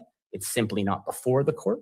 And the court does not need to reach that question of what if somebody asked to hold or copy one of the exhibits that's being introduced at this preliminary hearing, because no such request has been made here. I know that there's been a lot of hypothesizing about what will happen with these exhibits, a lot of exhibit-specific arguments about Rule 4, 202, and various subcategories of private or protected justifications. I don't want to get into weeds here. We could go through exhibit by exhibit, argument by argument. But what I want to stress, though, is that I think that the cleanest path and the only path that the court is really equipped to be able to take at this point is to be able to say, listen, what is presented in that hearing, absent any sort of narrow showing of closing or sealing a specific moment, should be open. The press should be able to see what a member of the public would be invited to come in and see on that day. And that would be discussion of these exhibits and being able to hear the testimony. The fact that some of this information may eventually be inadmissible does not constitute a link to showing reasonable likelihood of prejudice at trial that would deprive a defendant of a fair trial right. The party cannot simply say it's possible that at a preliminary hearing, some evidence that is eventually deemed inadmissible may be presented. As the state pointed out, that would be true in every case. That can't be used as a basis for closing or sealing a hearing in this case. The stakes here are high. Kearns Tribune says it bluntly. Democracy blooms where the public is informed and stagnates where secrecy prevails. Closing these proceedings to the public will not improve the efficacy of these proceedings. In the Press Enterprise case, they went 41 days in order to make sure the presentation was done appropriately. The court has no intention of using 41 days in this case, but saying it might slow things down if we had to be careful every time we close the proceedings is not a justification to close the entire proceedings. It might slow things down.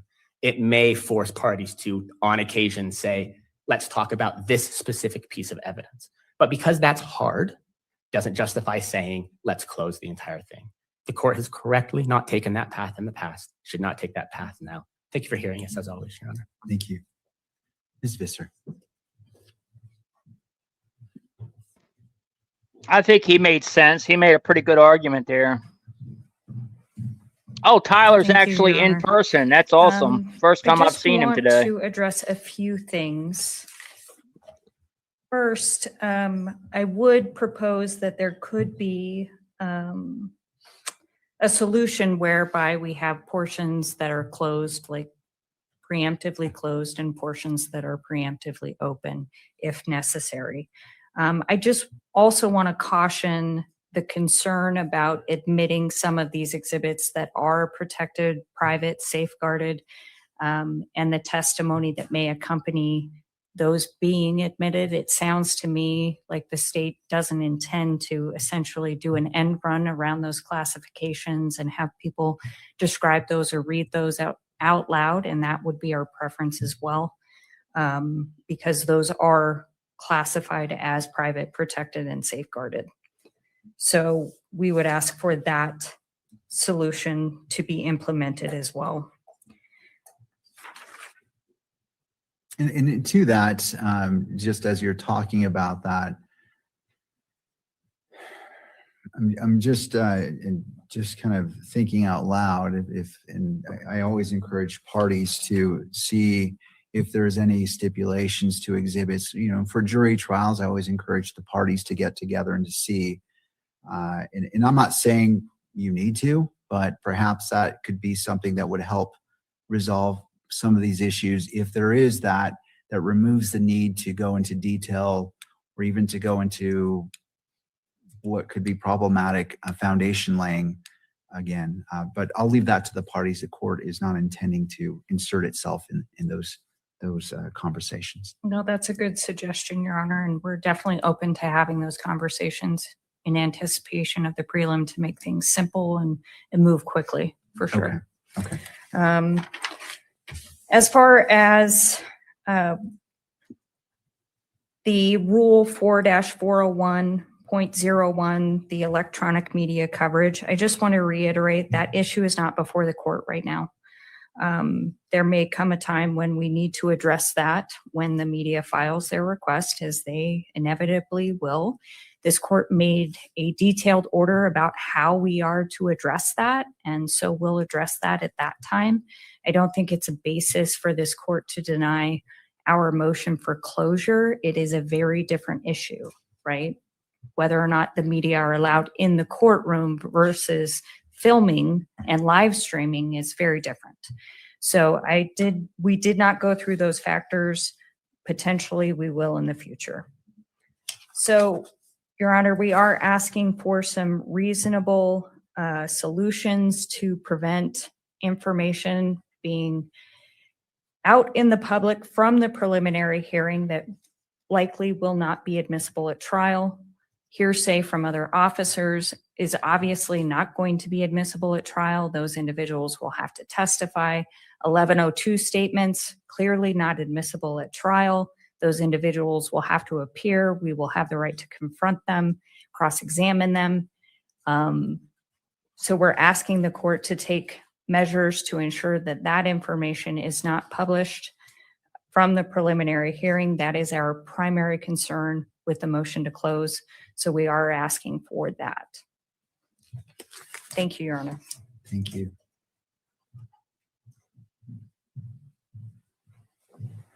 All right.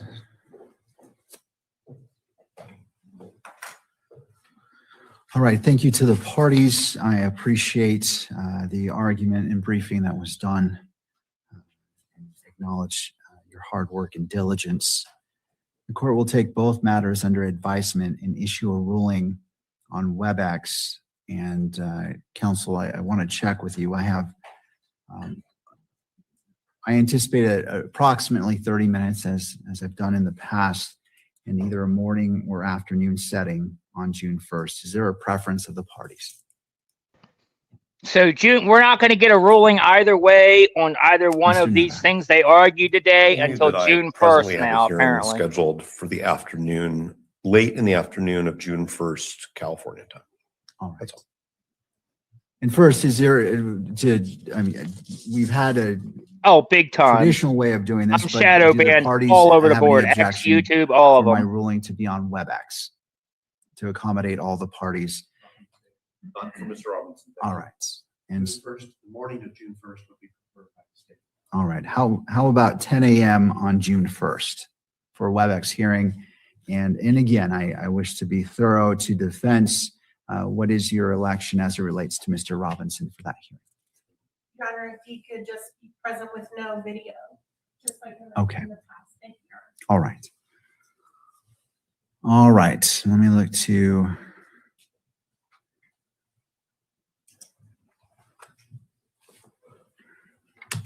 All right, so I would like to set an in-person hearing for defense's motion to challenge the constitutionality of the Utah Rule of Evidence 1102, Utah Constitution, Article 1, Section 12. And if granted by the court, if I rule on June 1st for an evidentiary hearing, I would also like to hold that at the same time. Again, the court is not making its mind up. It's just indicating that if the court elects to hold that hearing, it would be on that same date. And we're looking at June 12th. And the availability of the parties.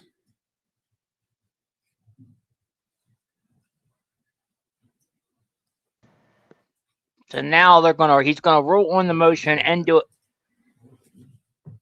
an evidentiary hearing on the same day. And it sounds like he is leaning towards an evidentiary hearing. All right. All right. And what I'm trying to do is address these issues prior to the preliminary hearing and allotting time to take the argument on consideration.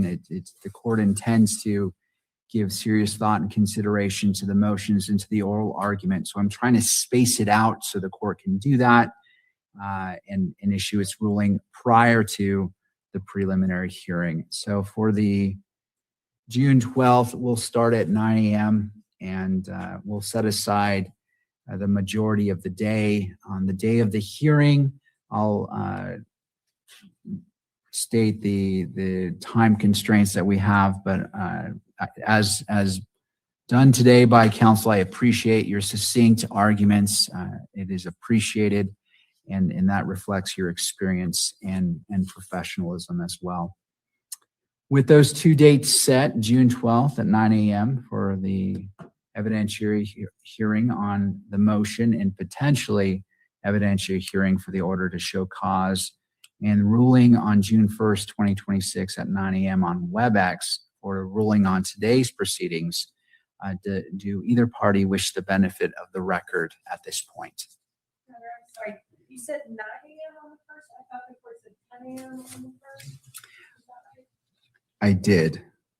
I wrote down 9 and I said 10. So it is 10 a.m. on June 1st. Thank you for that clarification. And on June 12th at 9 a.m. All right. And as it relates to June 12th, as it relates to Mr. Robinson, what is the request of defense? We would ask for an order to transfer. All right. All right. I'll go ahead and grant that. All right. Unless there's anything further, again, thank you to the parties for being present today. And the court will be in recess until June 1st at 10 a.m. All right.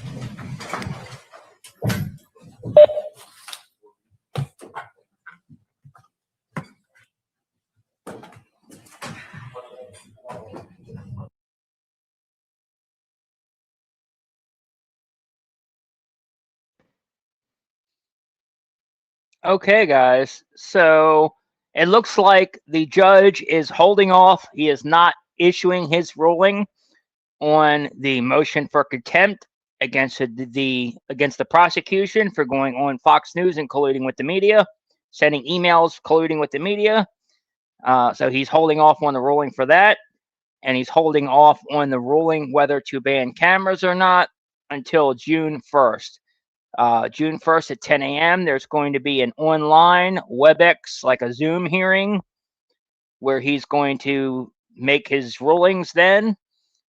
It sounds like to me that he is leaning into definitely having an evidentiary hearing, that he thinks there's enough evidence there for an evidentiary hearing on the motion for contempt.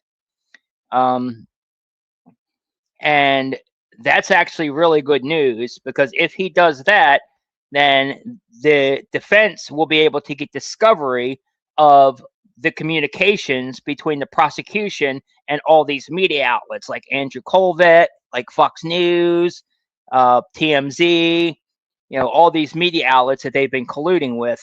The defense is going to get to be able to get their communications to prove that. And I think once they get those communications, that it's going to show just how much they've been colluding, even more than the defense thinks. And that's why they were fighting so hard to try to, that's why the prosecution was fighting so hard to try to pretend like, oh, well, we didn't do anything wrong. So yeah, so I think that's good news. And if the judge does, on the first, if he does issue his ruling approving for a preliminary, I'm not here. If he does issue his ruling approving an evidentiary hearing on the motion for contempt, then he's saying that that will then be, then that hearing will be on June 12th. And it will be an all-day hearing starting, I think he said 9 a.m. and lasting all day. So June 1st will be the next hearing that we have here. So make sure you come back for that, 10 a.m. on June 1st. I'll stream that if hopefully I'm available. I plan on streaming all these hearings as long as I don't have anything that I'm doing that I can't. But so the next hearing will be June 1st. So come back and look for me then. And June 12th will be so they're the next two hearings to pay attention for.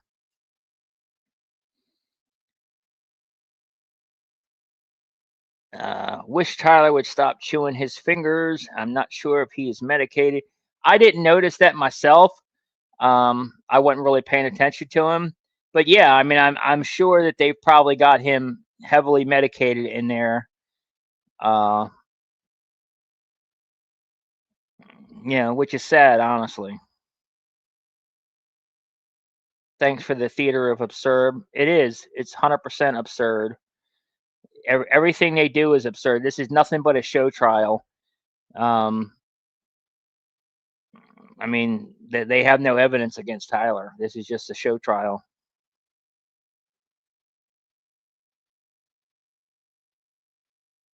You hear the mom's side of his family has a hereditary bone disease.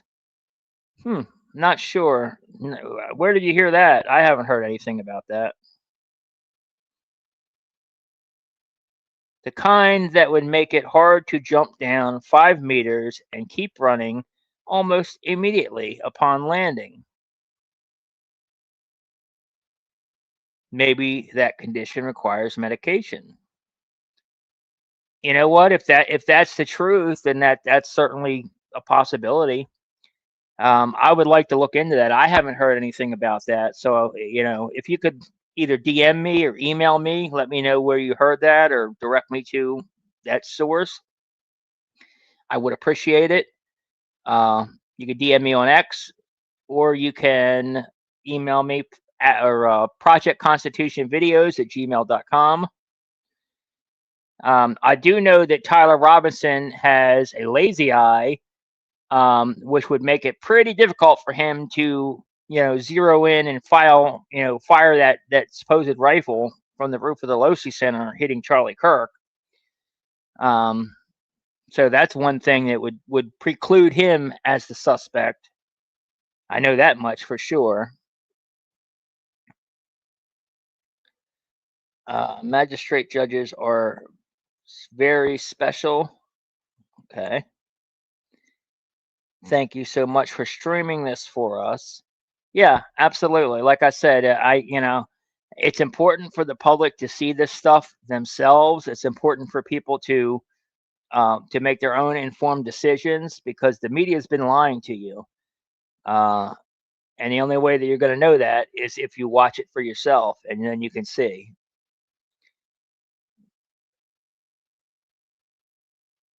It's very sad. I hope he gets a fair trial and the evidence is presented. Yeah, we'll see what's going to happen. I don't think I honestly, he's already not getting a fair trial, because they've already tainted the jury pool, between the prosecution going out there talking a bunch of ish on him, between Andrew Colvett and Blake Neff and all of them talking a bunch of ish on him, between Trump, going out there saying he needs to get the death penalty, and the prosecutors talking, and he's already been prejudiced. So there's the jury pool's already tainted. So I don't see him getting a fair trial. And another thing is, they don't have any actual evidence against Tyler Robinson. So I don't see this actually going to trial. I really do fear that they are either going to, Epstein him, suicide him while he's in there, or they will, condition him enough to sign a I'm blanking on the word of it. Sign a plea agreement, to sign a plea deal, and and admit guilt or whatever. So that's one of the two things that I think are going to happen. I hope I'm wrong on that, but I really do fear that is where we're headed.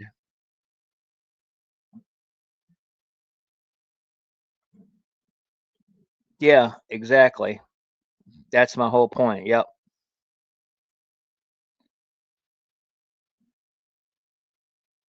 Yeah, and he's actually made statements that are complete lies. Like he said that, like, he was on, I forget, Fox News or one of these shows, but he went on there saying, that Tyler Robinson's dad turned him in, and the reason he turned him in was he saw the video, or he saw the pictures of the rifle, and then he saw the video of allegedly Tyler jumping off of the Losi building and running away, and immediately knew that was his son, and that's what made him suspicious of Tyler, and why he turned him in. Well, we know that's a lie for two reasons.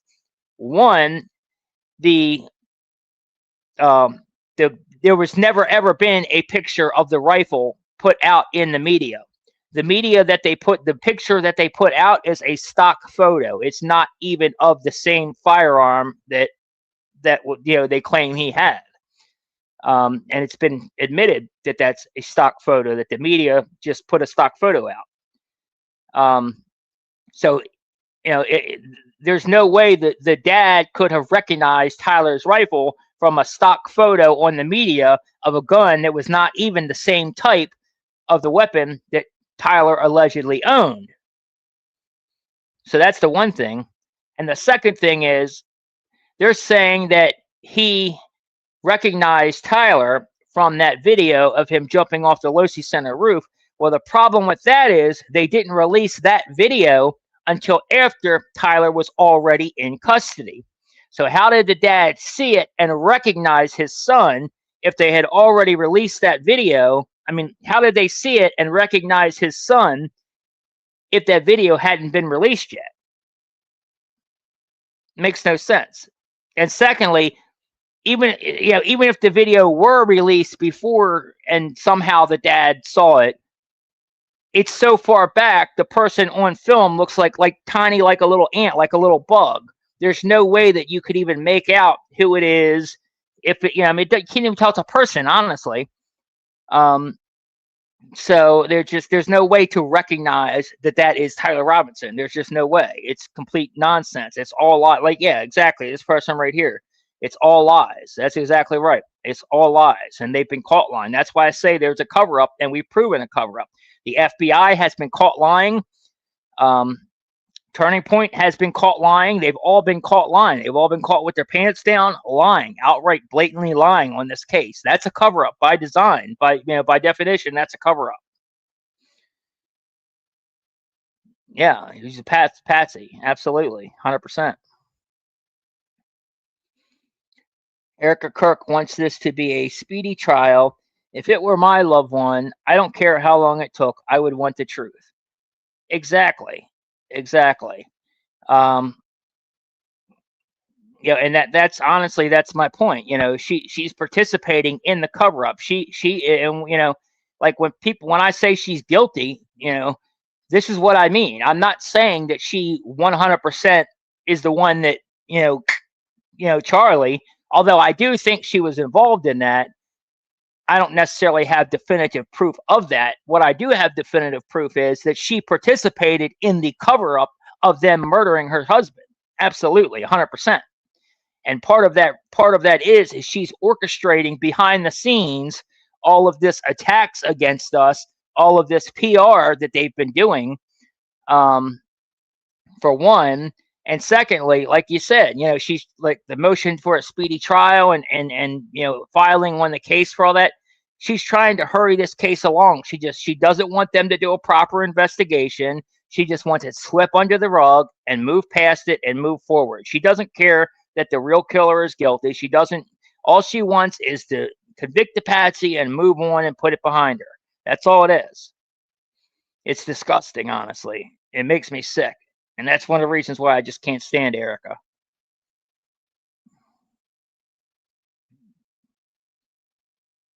Yeah, exactly. COVID 2.0, 100%. Matter of fact, let's play. I'm gonna play that. I think that was a really, really good comparison that she did on her show yesterday, comparing Erica Kirk to the COVID vaccine.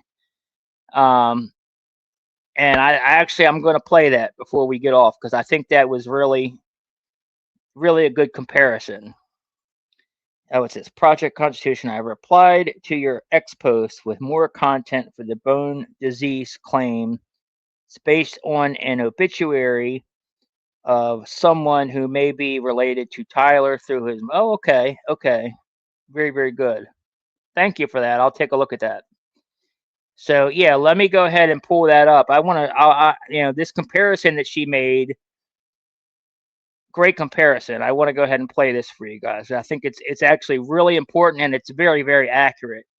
It's like spot on. What she said is completely spot on. All right, give me a second while I pull it up.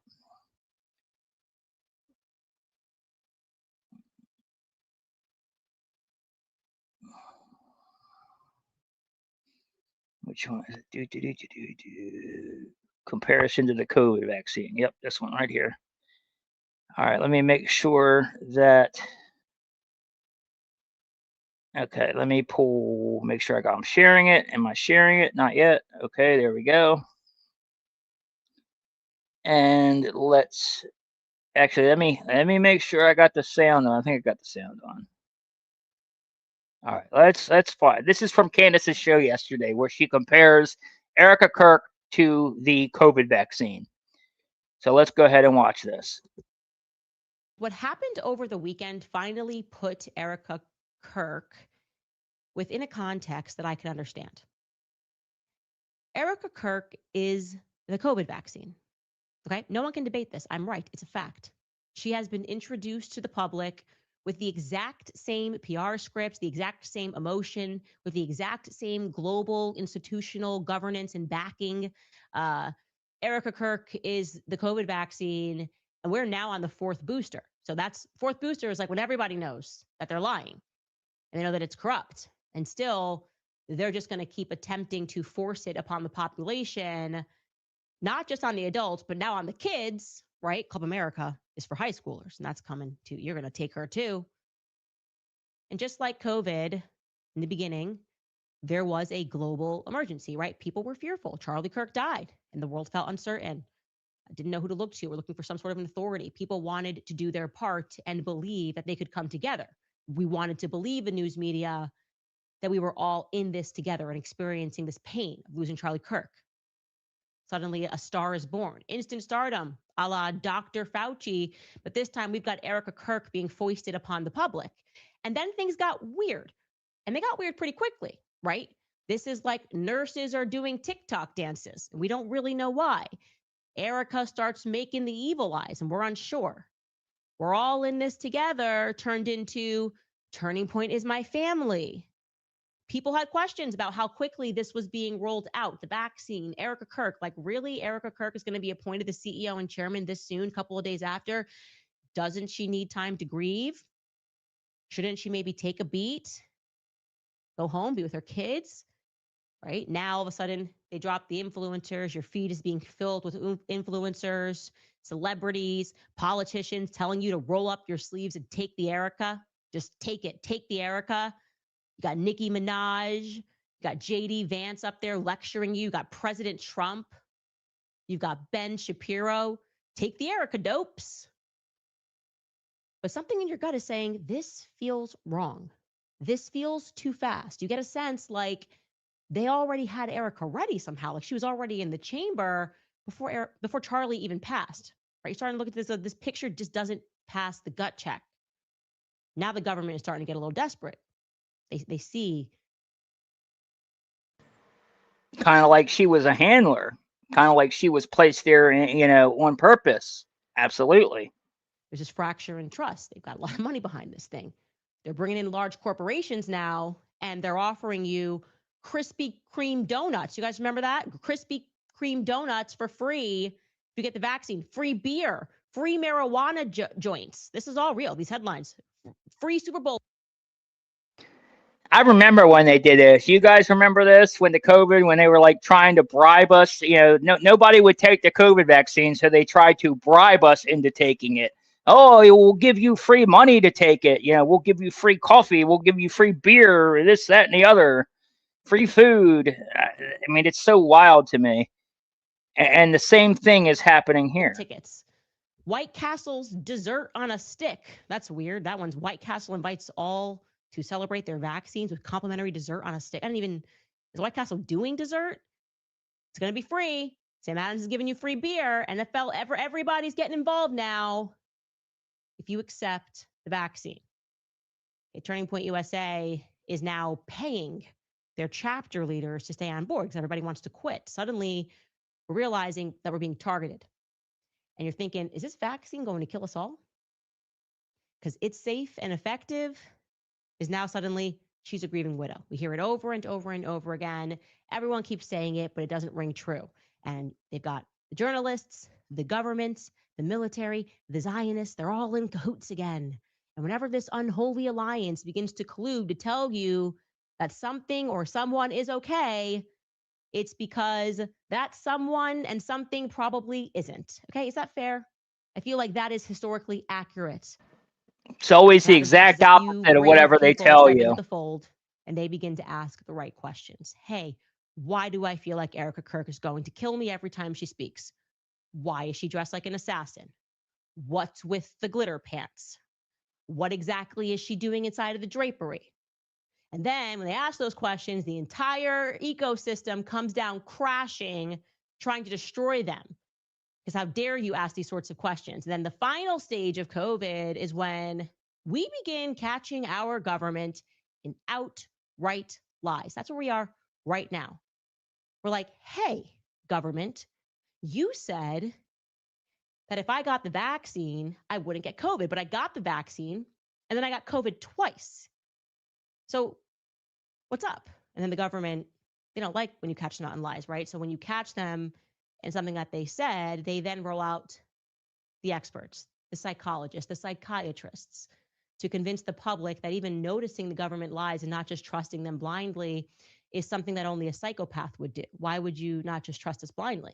Only a narcissist would recognize that we, the government, are completely full of shit and making things up as we go along. Do you guys remember that? There were legitimate studies being done by psychiatrists and psychologists diagnosing people who simply said, no, thank you, you're lying regarding the vaccine. Here's an example. I'm showing you a real study. You don't remember what we lived through, guys. It was trauma. The study is entitled The Impact of the Dark Triad Personality Traits on COVID-19 Vaccination Uptake. And here we have highlighted. We add to a deeper understanding of vaccination hesitancy by identifying what drives primary vaccination and booster uptake, as well as adherence to simple preventative measures, such as physical distancing, by investigating the role of dark triad personality traits, Machiavellianism, narcissism, psychopathy. Oh, okay. Specifically, individuals scoring high in psychopathy are associated with a lower likelihood of having received primary immunization. Guys, you're a psycho. If you question us, you're just a psycho. Again, this is exactly where we are at in the Erica Kirk story.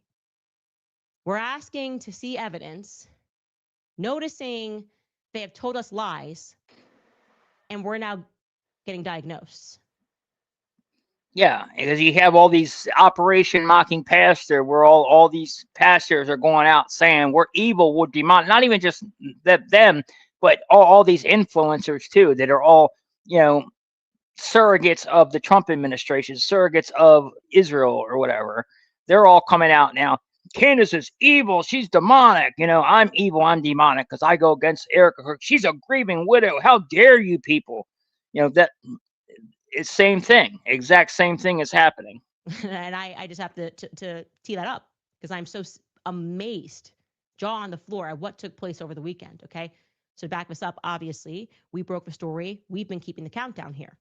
As soon as I realized something was not right with this video, right, Erica Kirk carefully described to Megyn Kelly, right? She sat down with Megyn Kelly, talked about how Charlie Kirk, look at the tears in her eye, through many tears. She saw this video 3 weeks before he died. Charlie Kirk was in Aspen with some donors. And he said, if anything ever happens to me, if I die in 3 weeks, make Erica, my wife, the CEO and chairman of the company. That video is fake. We broke the story that video is likely not authentic. People with direct knowledge tell me that, yes, certainly a question was asked, but the answer which Charlie gave was simply that he trusted his lieutenants at the company to figure things out in the event of his absence. His mind just was not there. So this would imply that Turning Point USA used AI tools to add a sentence that Charlie never said, handing the reins of his company over to his wife. That was what that would have accomplished, right? Well, the scandal is now growing because after 46 long days and long nights of us asking Turning Point USA, specifically of us asking Blakey Neff to just release the footage, very easy ask, by the way. Remember, they already released the audio. It was them. They told the story. They released the audio. No one said, hey, make that your walkout music, Erica. We want some audio of Charlie naming you the CEO. You released the audio, so it's not exactly a major ask to simply release the video component alongside with it, right? But no, 46 days, here we are. And they're feeling the pressure. So we're not going to let up on this. This is huge, right? This could be, if we are correct, and this was AI, and they thought through this, we could be looking at a motive. Plain and simple. We at least would understand how positively deranged his wife is, plain and simple. So what do? They instead decided the next right step was to show the footage exclusively via a private screening, a secret private screening to some journalists over at the Daily Mail. And this journalist, Charlie Spearing, look, no, not calling him out for anything. He probably just tried to verify. And by the way, the reason they did that is because they know they could fool these people, that these people wouldn't know the correct questions to ask. They wouldn't ask for the metadata. They wouldn't ask for the original video to be able to prove whether it was real or fake, to be able to prove if it was taken at the exact time that summit, that the donor summit happened in Aspen. So yeah, that's why they went to the Daily Mail. And also they wanted to spike Candace as well. They wanted to also throw it in her face like, we'll get you, we'll stick you. By the video, but he wrote an article. It says exclusive bombshell secret video of Charlie Kirk naming his true Turning Point successor days before the assassination. And so people thought the video must have been embedded in here. Of course, it was not. The article is behind a paywall. People were upset they paid because they thought we were going to see this video. What they actually got was essentially the claim that the scandal could now be put to rest because just trust the journalists have seen the footage. They describe how the journalists had seen the footage. I agree. They, go on to receive a link and onto Zoom. They're all the problem. Show them on a screen. Was it actually sent to them in a separate file? Did they fly out to Arizona for this screening? No, we don't get any information. Just trust the journalists. The quotations from this article are truly exceptional, okay? Because the first point they deliver, and you can kind of see this laced in between, is why does it even matter? And this isn't coming from Charlie. This is coming from, he's speaking to donors, people around Turning Point USA, the pastors that we trust the least. And by the way, Blake Neff's argument now is, well, why does it even matter? You know, we knew that we wanted, the Turning Point knew that we wanted Erica to take the lead. So why does it even matter if there's a video or not? So they're basically, they know the video doesn't exist. So they're trying to get out of it ahead of time by saying, well, it doesn't even matter. Who cares if there's a video? It doesn't matter. No, it does matter, because it shows that Erica is a psychopath, that she intentionally lied, and it's the motive that that would be the motive for her to have wanted to kill Charlie in the first place, to take over his company. It's very important. Very, very, very important. Who are running Turning Point USA Faith. And we're like, oh my God, Charlie said it so many times. It doesn't even matter if the video exists. This is a direct quote from that article. Several Turning Point allies feel that too much attention has been focused on the video from Aspen and said it was always clear to them that Charlie had intended for Erica to lead the organization in his absence. One board member who wished to remain anonymous confirmed. And like I said, by the way, that's basically them admitting that this line right here is basically them admitting that the video is fake, in my opinion. They're admitting that it's fake by saying, why does it matter? It doesn't matter. And also this right here, this one board member who wished to remain anonymous, confirmed to the Daily Mail that he was personally involved with personal, financial, and estate planning with the couple after they were married.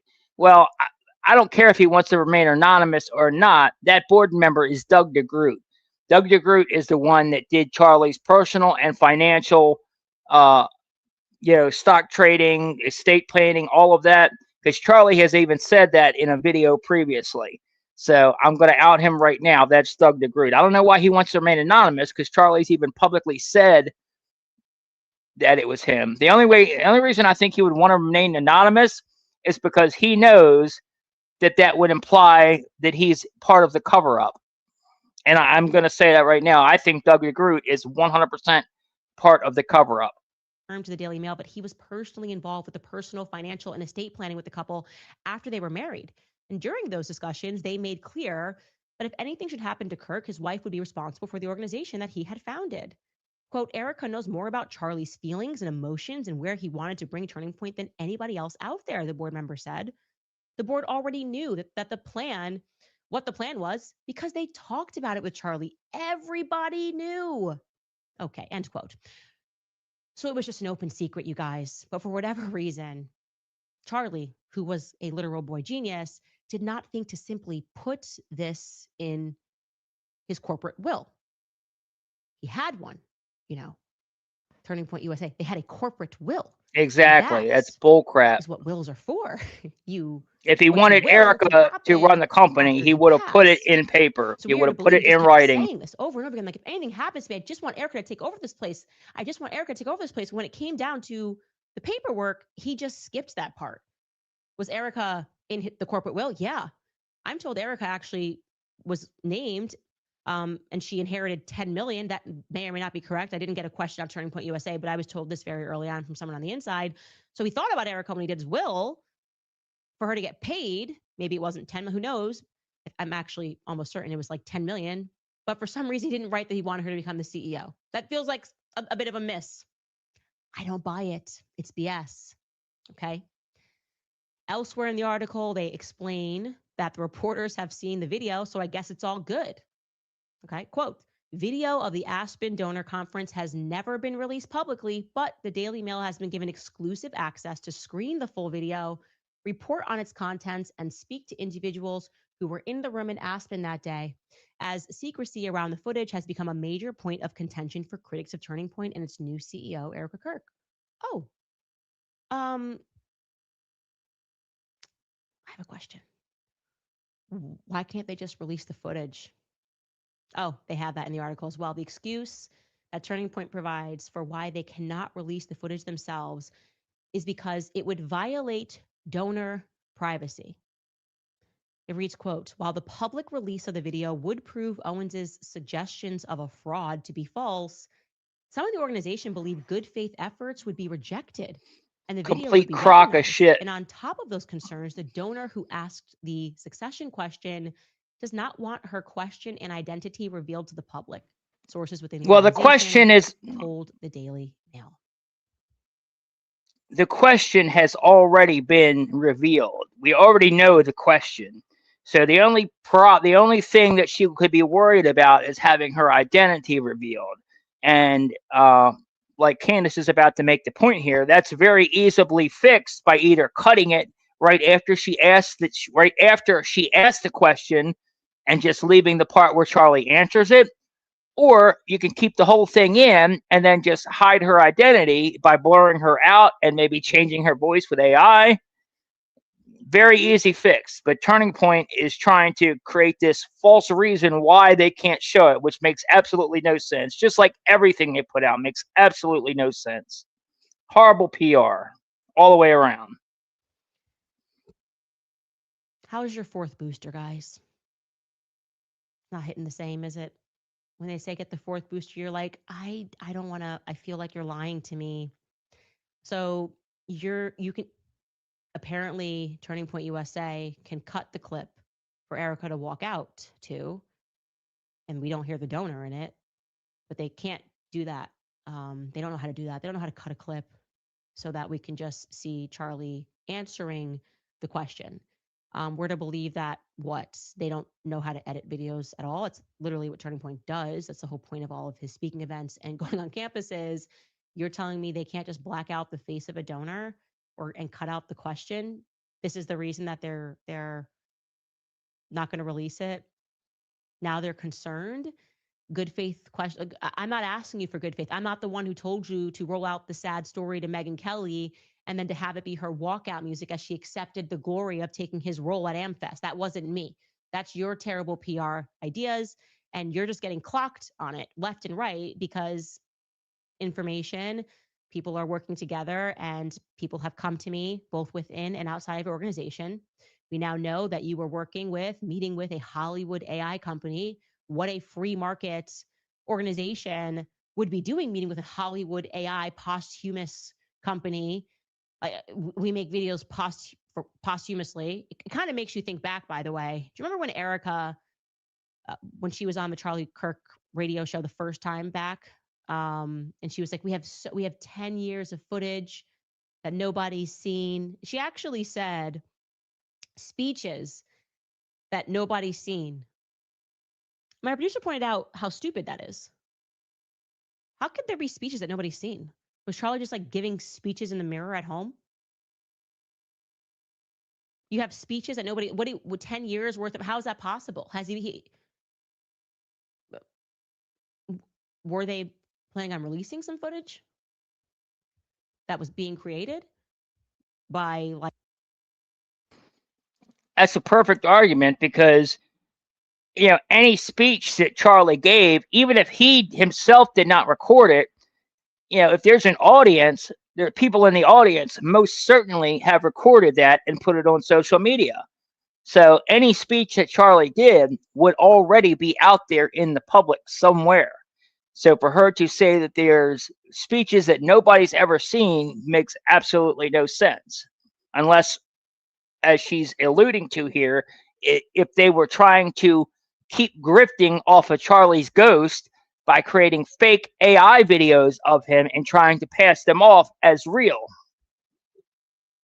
Like Hollywood companies that specialize in IA. Look, I'm not going to say anything bad about Charlie Spearing, the author of the piece. I'm sure he's a nice guy who is also just in no manner or way equipped to understand and assess whether or not what he is looking at is AI.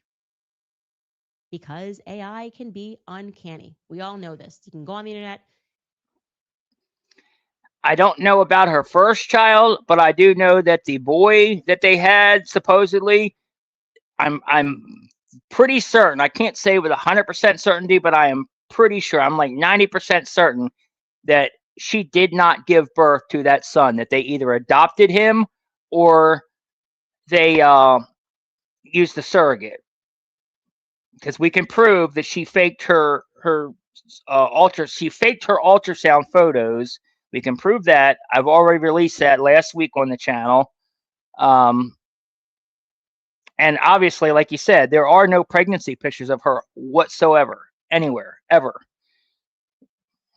Like something like that, as much as she posts online on social media about her life and about her kids and everything, that's something that she would have posted had there been pictures. You can see AI videos of me and people believe that they're real. I have a French channel. You guys know how bad my French is. It's terrible. Go to my French channel. It's perfect. I speak French better than a French person. And I have to Exactly. I can't even actually think through what they were expecting the response to this article to be. Like people were going to go, oh, okay, that's it. We trust the experts. No, as you can imagine, this appeal to non-existent journalistic authority immediately backfired badly, bigly, because like I said, the literal trust the experts narrative has collapsed. Here are just some of the tweets of people reacting to this article and this video. This person writes to responding to Blake Neff, why are you all acting like this is a sex tape or something? You released the audio. Why not the video? It's so odd. BTW, you lost the whole we don't owe you anything line when you enlisted a Daily Mail reporter to help dispel questions. You can't have it both ways. Another tweet, Erica posted a video of her kissing Charlie. I would say that they also lost the we don't owe you argument back when they got caught openly lying and submitting fake photos as proof of their alibi. I think, you know, that showed that they're acting in bad faith to begin with. So the trust me, bro, they've lost that. There is no trust anymore. They've broken that trust agreement. These dead hands. But this video crowning her the CEO is private? Shut up. Like, so true. Thank you, Courtney. You are correct. Last one. The reason nobody believes this video exists is because it would have been played right after Erica posting the video of her hanging over Charlie's dead body. Again, you guys don't get to play private now. I mean, you guys were just ringing Charlie for every single red cent you could have. We had tents up. He died under that tent. You want a selfie? That'll be $5, please. Thank you. Freedom shirts. He died in that shirt. Would you like a Freedom t-shirt? That'll be $50, please. Thank you. Merch, hats, sales, numbers. Now all of a sudden it's, well, this is private. We introduced it, but this is private. And so what happens now? Well, every time you just get caught in a lie, diagnose away, right? I called out Blake Neff. He writes this long tweet thinking that this was the booyah boy Blake over here. I like that. Booyah Blake. It's never a booyah. It's never, ever a booyah when it comes to Blake. It's just, you're going to get booed, Blake. And he was like, Blake Neff and Andrew Colvett, my nickname for them, which I think is spot on, is Tweedledee and Tweedledum. I would say that Blake would be the Tweedledee and Andrew would be the Tweedledum. oh, let me recap everything that happened with the Daily Mail reporter. He wrote this. Of course, no, the video is actually. Oh, by the way, they have already responded and talked about the case on their live stream. Once again, prejudicing Tyler Robinson already. So we're going to show that next. Once she's done this, then we're going to go to that and we're going to react to that. I haven't seen it yet, but I just saw that they posted something reacting to it. So now we're going to react. Needed to prove Charlie wanted Erica to succeed him. Everyone who knew Charlie well and spent time around him knew this was the case. So the fact that he's just going to go ahead and say, no, the video is not even needed is, again, they're just now gaslighting us, right? And then he says, Candace is now screaming that the video must be made using AI, exactly as I said she would. Candace has publicly accused the Mail of lying about contacting her. So he posted a screen grab. That was actually a mix-up. My PR just never forwarded the email. And like I said, I'm happy to have a conversation with the Daily Mail reporter. But again, he's always looking for a booyah. There's not one. Instead, what he got was an absolute ratio. People calling him out, as I just showed you some of these tweets, being like, no one believes you, Blake. This is ridiculous. This is. Yes. Andrew Colvett, I can't prove for sure whether he knew Erica before, but we can definitely tell that Andrew Colvett was intentionally set up. What happened was there was a person that worked for Charlie early on that made some racist comments or whatever, and it was a huge firestorm all over the media. And he was in a crisis and he needed somebody. He had to deal with the PR, so he needed somebody to handle the crisis PR, and we can prove that. I'm pretty sure. My belief is that event is staged. I believe that they intentionally did that because we can connect that woman back to the very first donor that Charlie had ever.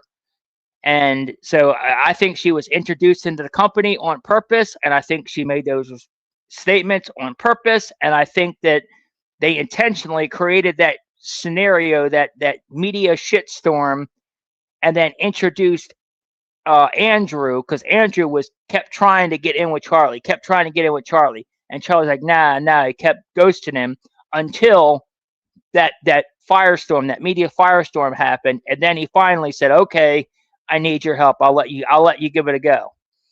But I think that they intentionally, just like everybody around Charlie was a handler, they were all put in place to handle him, to guide him, to push him in the direction they wanted him to go.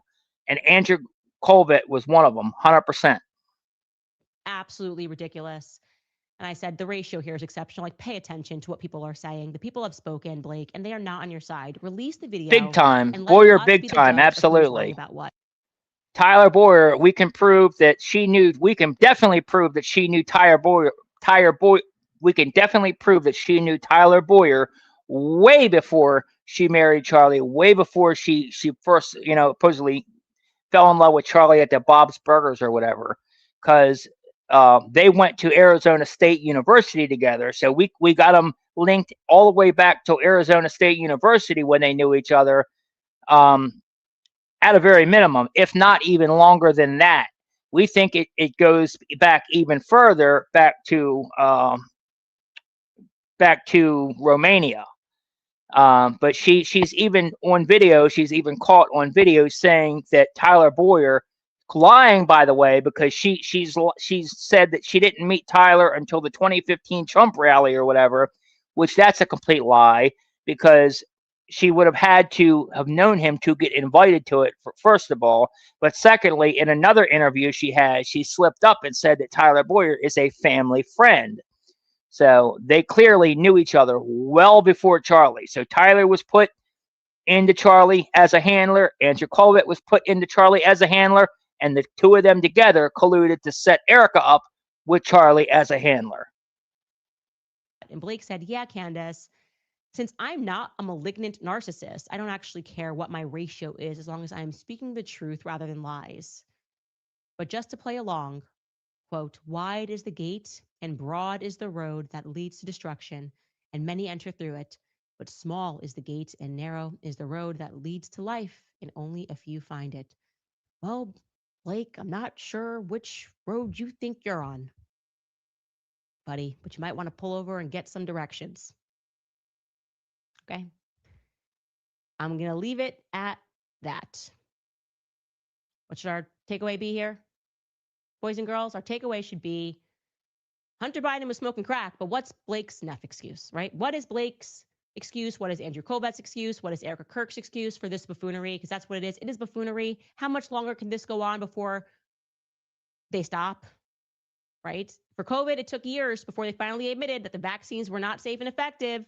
Is it going to be years before they acknowledge that the Grieving Widow Act has failed terribly?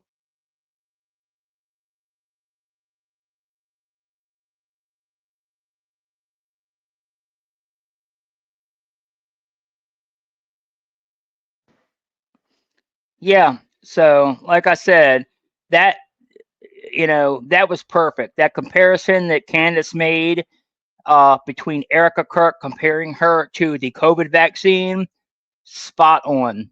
Honestly, that masterclass, perfect, 100%.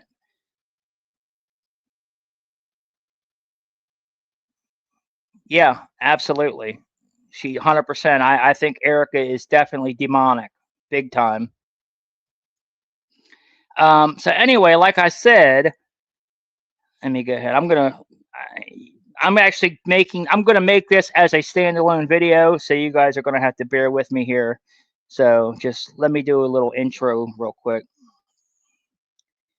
Hey guys, it's me, Colin, Project Constitution. looks like Andrew Colvett and Blake Neff have already responded to the Tyler Robinson hearing today and are once again making remarks prejudicing Tyler. So let's get into it.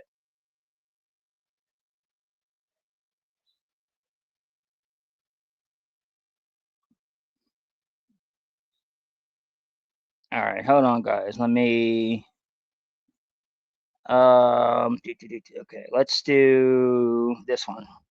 All right, so yeah, we're going to react to this. This is from the Charlie Kirk show today, where Andrew Colvett and Blake Neff have already parroting the prosecution's talking points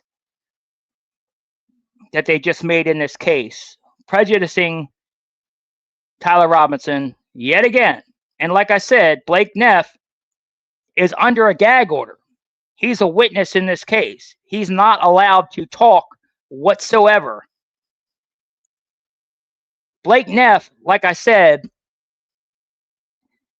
so Blake Neff, like I said, is a witness in this case. He is not allowed to talk about the case whatsoever. He's not allowed to go out there and make remarks on it, extrajudicial remarks while the trial is taking place that prejudice Tyler Robinson. And that's exactly what he's doing here in this clip.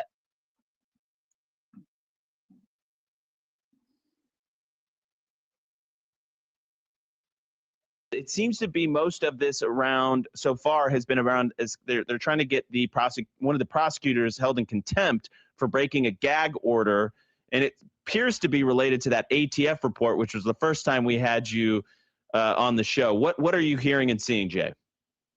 Yeah, so Rule 3.6, so the Rules of Professional Responsibility, which every lawyer has to follow, and as a prosecutor, relevant here, says that it involves pretrial publicity. And so you can't make extrajudicial statements, meaning out-of-court statements, that would materially prejudice the defendant. So let's say I know something is hearsay and inadmissible, but I go on TV and I talk about that evidence, knowing that a jury's never going to hear it. That is an extrajudicial statement that does materially prejudice a defendant and is prohibited. The problem, and I'm glad the state prosecutors nailed Robinson's defense counsel on this today, because this bugged me the first time you had me on your show. And all we didn't have the ATF report at the time. What did they nail? They didn't nail anything. The prosecutor was stuck with his tail between his legs, basically admitted that he made a mistake, and he said he won't do it again, is basically what he said. He tried to blame the defense and say the defense, made misleading statements in their motion, but that's not true. The defense called him out and said, hey, that's not true. We didn't say anything. We didn't say that, it did this. So he's completely lying here. But I told you that I guarantee you that ATF report suggests that it could not be excluded that the bullet found in Charlie Kirk's body came from that rifle. It wasn't just that they were unable to identify a match between the bullet and the rifle, and that it was a .30 caliber class bullet, meaning that's the type of bullet that is fired from the gun that has Robinson's DNA on it. But that. And you know how many other guns are .30 caliber? A huge percentage. It's only like a 6% chance that it was even from the same type of rifle that Tyler Robinson allegedly had. So they did not make any statements at all that were misleading. Okay, this is this guy he's sweeping for him, obviously. Was excluded from the defense counsel's motion. Sure enough, we get the ATF report. It's exactly what it said. We also. And once again, like I said, the defense did not make any misleading statements. The media themselves went out and ran with it, saying that it excluded it as evidence. And honestly, I don't see that as misleading. It does exclude it as evidence, in my opinion, because it cannot conclusively match to the rifle. So therefore, it cannot come into trial. So therefore, it's exclusionary, right? understand that it says it's unable to identify or exclude, right? Or exclude, meaning we don't know because it was such a badly damaged, shrapnel mushroomed round that was found in Charlie's body. Or here's a thought, it wasn't a round at all. It was a chunk of metal from the microphone receiver that was on his waist. How about that? I don't think it was even a bullet whatsoever. So we just can't give any meaningful analysis to it to match the striations of the 30-06 that was found. And Jay, just don't mean to interrupt you, but I got to throw this original image up. So this all came back down to the Daily Mail article that came out at the time, which let's just read their headline here. Bullet used to kill Charlie Kirk did not, all caps, did not match. Not match rifle allegedly used by suspect Tyler Robinson, new court filing claim. And it didn't match. This sent the internet and the Twitter sphere absolutely bonkers, ablaze, crazy, right? So number one, it didn't match. Number two, that's not what the defense said. That's how the media interpreted what the defense said. So the prosecutor is not allowed to go out there and correct stuff that the media gets wrong. They can only correct stuff that if the defense says stuff, does things wrong in their motion. If the defense makes a motion, if the defense in their motion says something that is misleading, then the prosecution would be allowed under that rule to make not a statement of guilt or innocence, but they would be allowed to correct the record and say, this statement is not true. What it actually says is this. And that's obviously not what happened, because the defense did not make any misleading statements in that motion. The media took what the defense said and interpreted it to mean something else than what the defense said. And the prosecutor reacted to the media, not what the defense did. And he went out there on Fox News and sent a whole bunch of emails to all these other media outlets like Andrew Colbert and TMZ and Fox News and all them, colluding with them to tell them, hey, these are the talking points you need to say. That is not what a prosecutor is supposed to do. That violates the rule. And therefore, it's a proper motion that they filed to hold you in contempt. For it was 36 hours. This thing did, I don't know, 40 million engagements on Twitter alone, let alone all the YouTube videos that were made of it, TikToks and everything. So this misleading headline went probably 3 times around the world before the truth had a chance to get its pants on. And so the defense attorney, or the prosecutors, apparently, let me just pull up the exact quote, because it is important. I want to make sure I get my exact quote here, sir. He apparently spoke to the press, and this would be Chris Ballard on the prosecution's team, said when a bullet fragment analysis comes back as inconclusive, that means the fragment did not contain enough detail for the examiner to say one way or the other. We have ample evidence to demonstrate beyond a reasonable doubt that Tyler Robinson committed this murder, and we will present some of that evidence at the upcoming preliminary hearing, and then we will present all of that evidence at the trial. When you hear that quote directly, so this is the quote in question that they're saying that that Chris Ballard should be held in contempt for making that statement to the press. When you see it in context, right, of what the media was doing, the Daily Mail article specifically, that you came on the show the next day to. Once again, it's not in context of what the media does. The prosecutor is only allowed to respond in context to what the defense does.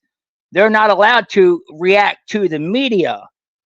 That's the problem. They're completely glazing over the problem, which is they reacted to something the media said, and then they went out there and made extrajudicial statements that prejudiced Tyler Robinson. Rebut. What do you feel like he broke that rule, or do you think he's well within his rights?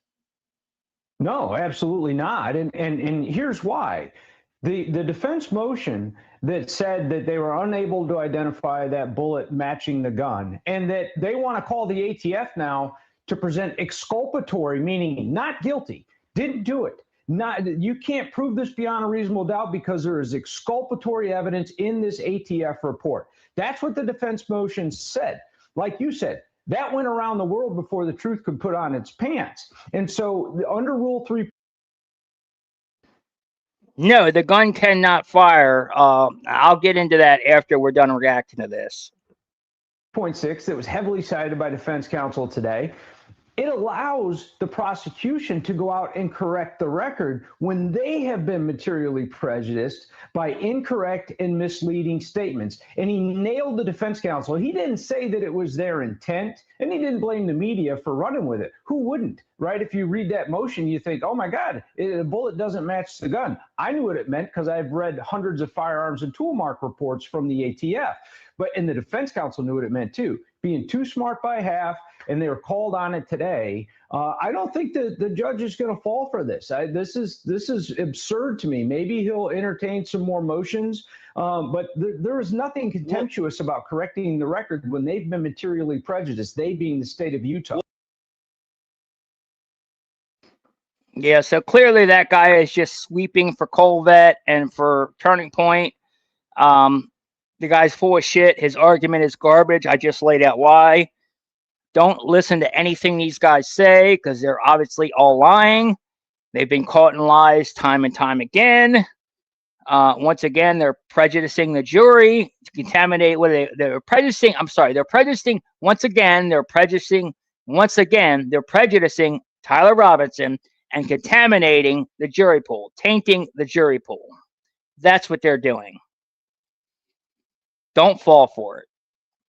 And the judge, we'll see on June 1st when he makes his ruling, but I'm pretty sure the judge is going to rule in favor of the defense to have an evidentiary hearing on this, where they will get a lot more proof that just shows exactly how much they've been colluding with the media, which is way more, in my opinion. I think they've been colluding with the media way more than what they want you to believe.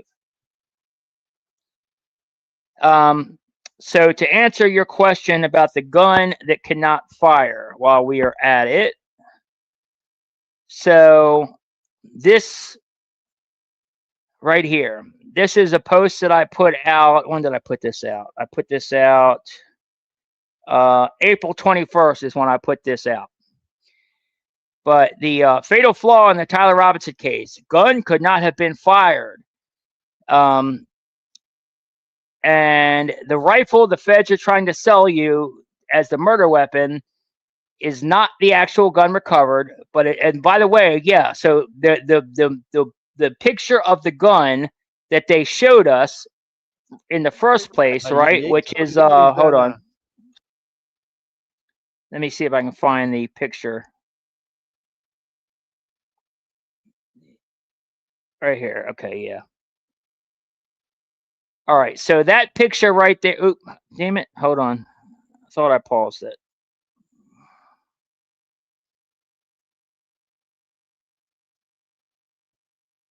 Okay. So this picture right here. Got this one is of my favorite. Ah, damn it. Why does it keep doing that? So this picture right here, this is the picture of the gun that they released in the media. And they claimed all over the media that this was the murder weapon. This was the gun that Tyler Robinson used to kill Charlie Kirk. And that's a lie. This gun is not that gun. It's not even the same type of gun. Not even the same type of gun. Which also, like I said earlier in the stream, the fact that they say that Tyler's dad recognized the picture of the gun, and that's why he was suspicious of Tyler and turned him in, that's a lie, because he could not recognize a picture of this gun, which is not even the same gun that Tyler Robinson used. Now look at the picture of this gun right here. Does that look anything like this gun right here? Does that look like the same gun?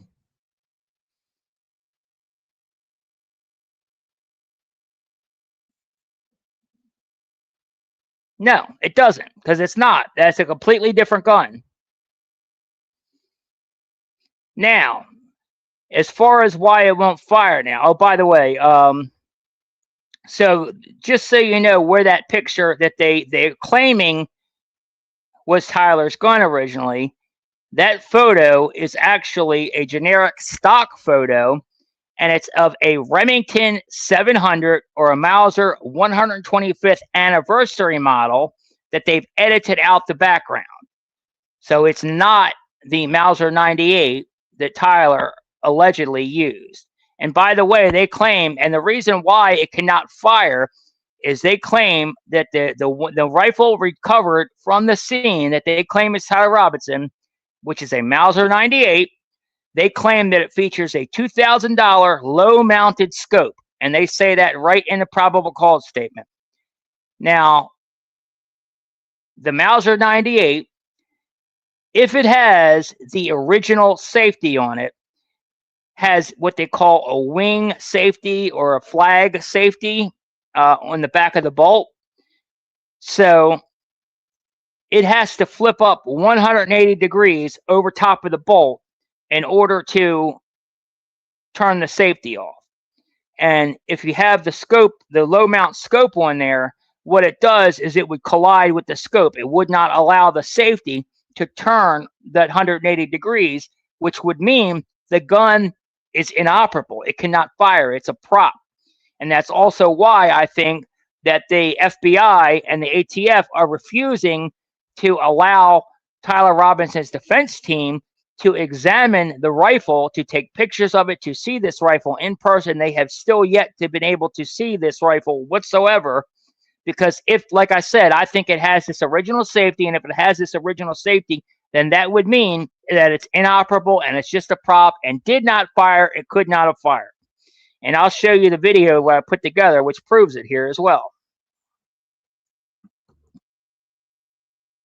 Mauser 98, not necessarily this specific one, but somebody's got one of my favorite type of guns, Mauser 98, not necessarily this specific one, but somebody's done a sporter job on her, and the gun's in the shop for a low scope safety. So they've mounted a scope, they got a low bolt handle, all well and good, but they got the military safety, which isn't conducive to our scope, obviously.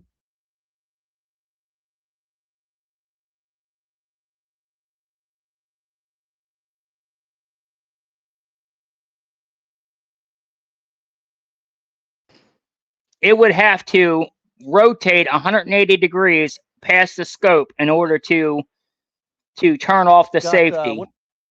And it's impossible to do that if it has the original safety. Now, they do make aftermarket safeties, which you can replace the original safety that came on the rifle with a low mount or side mount safety, which would fix that problem to where it would be able to engage the safety. We don't know for sure whether the rifle has that or not. So like I said, that's why they're not showing the pictures of it, I think, is because if this rifle has that safety, then it would prove that the gun could not have been fired.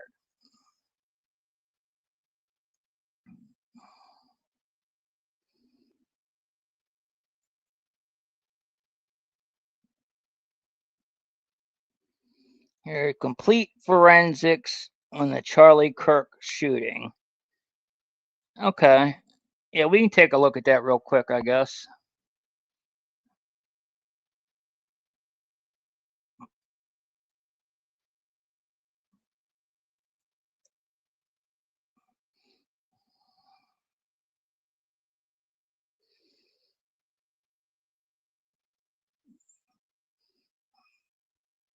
Independent forensic analysis, pixel flow mapping, obstacle, acoustical source separation, gas release imaging. The evidence tells a different story. September 10th, during a public event at Utah Valley. On September 10th, 2025, the evidence tells a different story. On September 10th, 2025, during a public event at Utah Valley University, a young man's life was forever altered. Tyler Robinson now faces the death penalty, but a meticulous frame-by-frame forensic analysis of multiple eyewitness video recordings reveals physical evidence that demands closer examination. The independent investigation applies computatorial pixel flow analysis, dense optical flow mapping, multi-angle stereo acoustic analysis, audio-visual source distance computation, gas release imaging, and physical evidence examination to reconstruct what the video evidence actually shows. Computed from the necklace kinetics component, velocities and shirt deformation work exceeds a single LiPro thermal runaway, suggesting a triggered cascade. Dense optical flow identifies the peak motion epicenter at the precise location where the Rode Wireless Pro transmitter was clipped to the victim's shirt. And I actually disagree with that. I think it was actually it wasn't the actual microphone. It was the transmitter on the belt. He had the Rode Wireless 2 receiver, which was on his belt.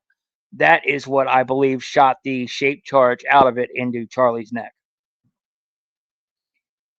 Frame-by-frame analysis of video. First observable shirt movement at frame 68. First visible blood at frame 81-82. 30 times to 110 times longer than Bernoulli Torricelli physics predicts for an exposed vascular neck wound. Gas motion. Video shows gas escaping the collar 1 frame before the mechanical displacement.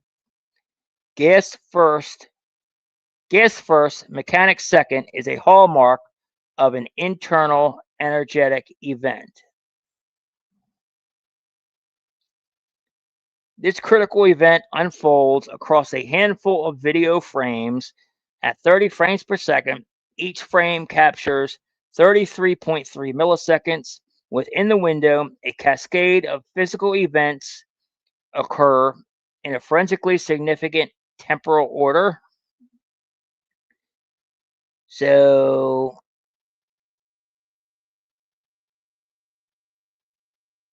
you have gas release, faint gas visible escaping from the front shirt collar, no mechanical deformation yet.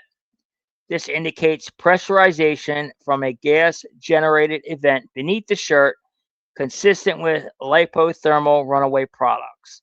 Absolutely. I 100% agree with that. Explosive shirt deformation. Dramatic rapid deformation. Back right collar expands, correct. Front panel inflates, yes. Metal necklace snaps and launches upwards at 21 plus milliseconds, 47 miles per hour, requiring 6.8 joules of kinetic energy. I agree.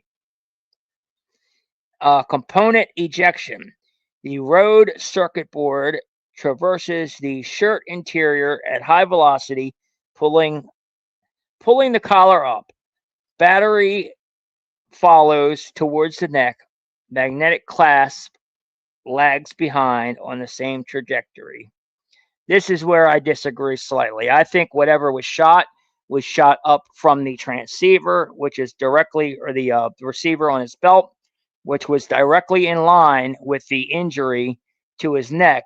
And you can also see, by the way, in the pictures that I've showed, you can see that there is a massive burn or bruise where that was from it rubbing from the pressure. Once that shape charge went off, you could see that it definitely, like I don't know if it's a rug burn or what, but from the thing being pushed against his stomach, it left a very, very bad mark.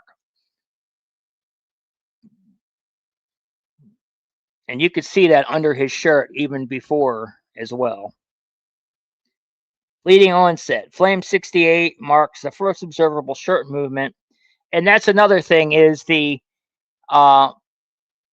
shirt started moving before there was even a wound in the neck. So that tells you right there that whatever was happening happened under the shirt and it was not caused by a bullet to the neck.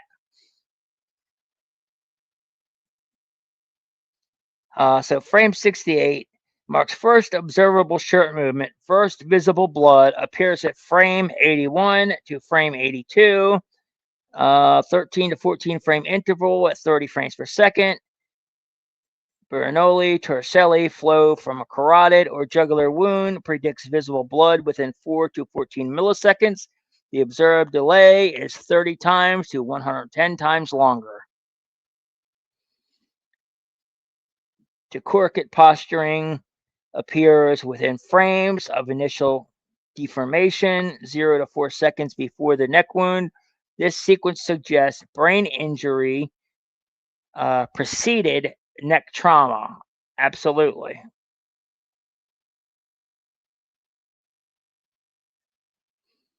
And we're not going to get into all the pictures and stuff, but you go check this out. This is definitely a good website here to check out. Another one that you guys could check out, which is another good website, is whokilledck.com.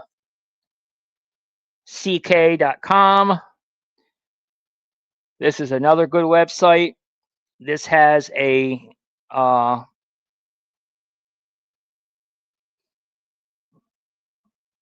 very good, you can go through the analysis here. It says exploding mic theory, where it kind of gives you a little bit of hypothesis on it, some evidence. That was such a weird picture. I mean, like this picture alone with Erica standing over the casket, crying over it, like that was so freaky, man. That was one of the first red flags with me for Erica, which was like, nah, there's something not right about this chick. But anyway, she can go through all of that. The little black specks from the microphone shattered the glass on the floor, the cardboard or the floorboard from accurate energetic systems. The timeline on this is really important though. If you go through, they've got a timeline thing here, and you can go through the timeline and you can just see everything. You can see, you know, all these people were searched from Google Trends before Charlie Kirk was killed. I mean, you have as early back as 23. Lance Twiggs was searched from DC in 2023, 2 to 3 years before the assassination. Thomas Crooks was searched from Israel 6 months before the Butler assassination attempt. And then you got the messages to Charlie Kirk. Kirk claims U.S. intelligence agencies run the country in an interview. Turning Point cancels the bulletproof vest contract for Kirk in spring of 25. April 6 of 2026, Losey Center search from Huntsville, Alabama in spring of 2025. Mauser 98, the alleged rifle used to assassinate Charlie Kirk, searched from DC on, I can't read that, but August 27th, 2025. Oh, April 20th and August 27th. Tyler Robinson's defense attorney, Catherine Nestor, searched from an Israeli IP address. Somebody in Israel searched for her on December 21st, 2025. That's very telling.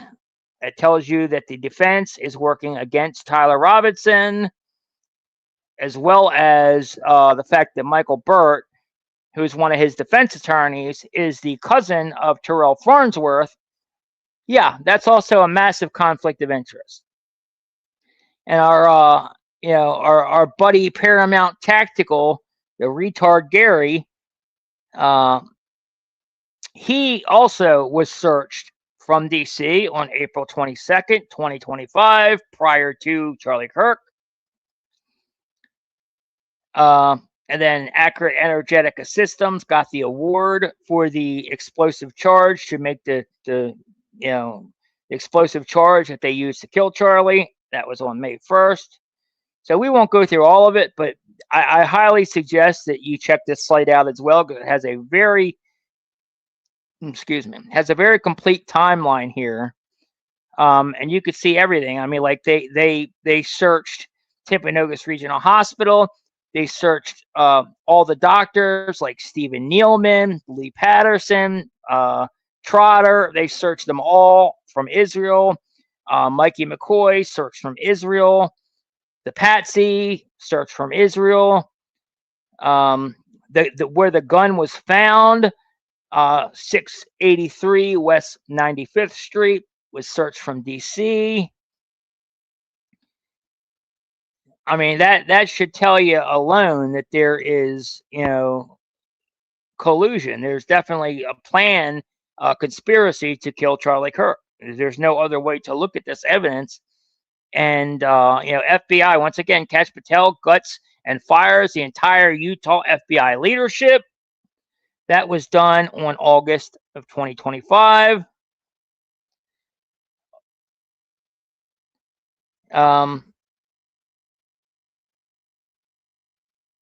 Schaefer Security and Hunter Kozak searched from Israel August 2nd.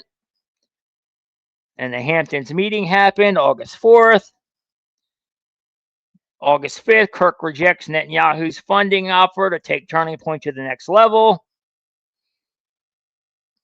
Kirk outraged in an interview with Megyn Kelly about pro-Israel pressure on the 6th.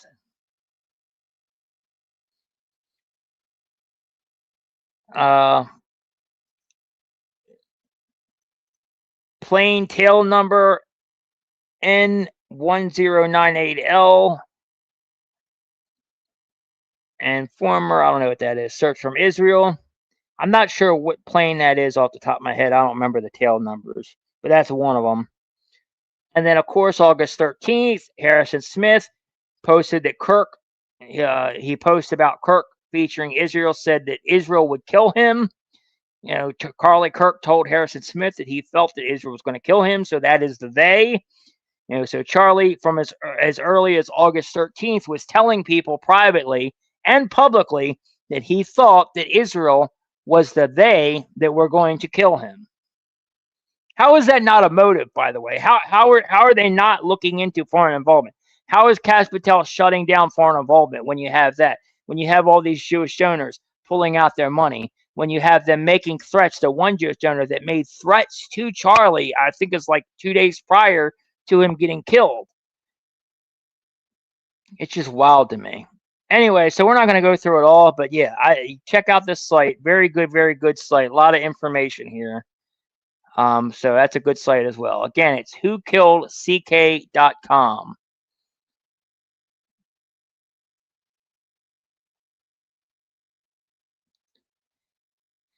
All right, guys. So, well, let me check to see if there's any super chats, real quick before we go. Nope, no super chats. I did get a Cash App. I'm not going to say your name because I don't know whether you want me to or not, but thank you for the person that sent me $8.88 Cash App. Thank you for your support. Love you guys so much. Like I said, I'm not monetized, so any support that you guys can help out would be appreciated, especially because they are really targeting my channel hard with the shadow banning, trying to, basically bankrupt me to get me to shut up, which I will not. I refuse to shut up. But yeah, so we can't do it without your guys' help. So if you want to help out, you can donate at the link, which is pinned in the chat right there. And it's, like I said, it's also pinned in the chat. So with that being said, we will call it a day for the stream. That was the hearing. That's what we got for you today. Thanks for joining us, and I will see you guys on the next one. Love you all.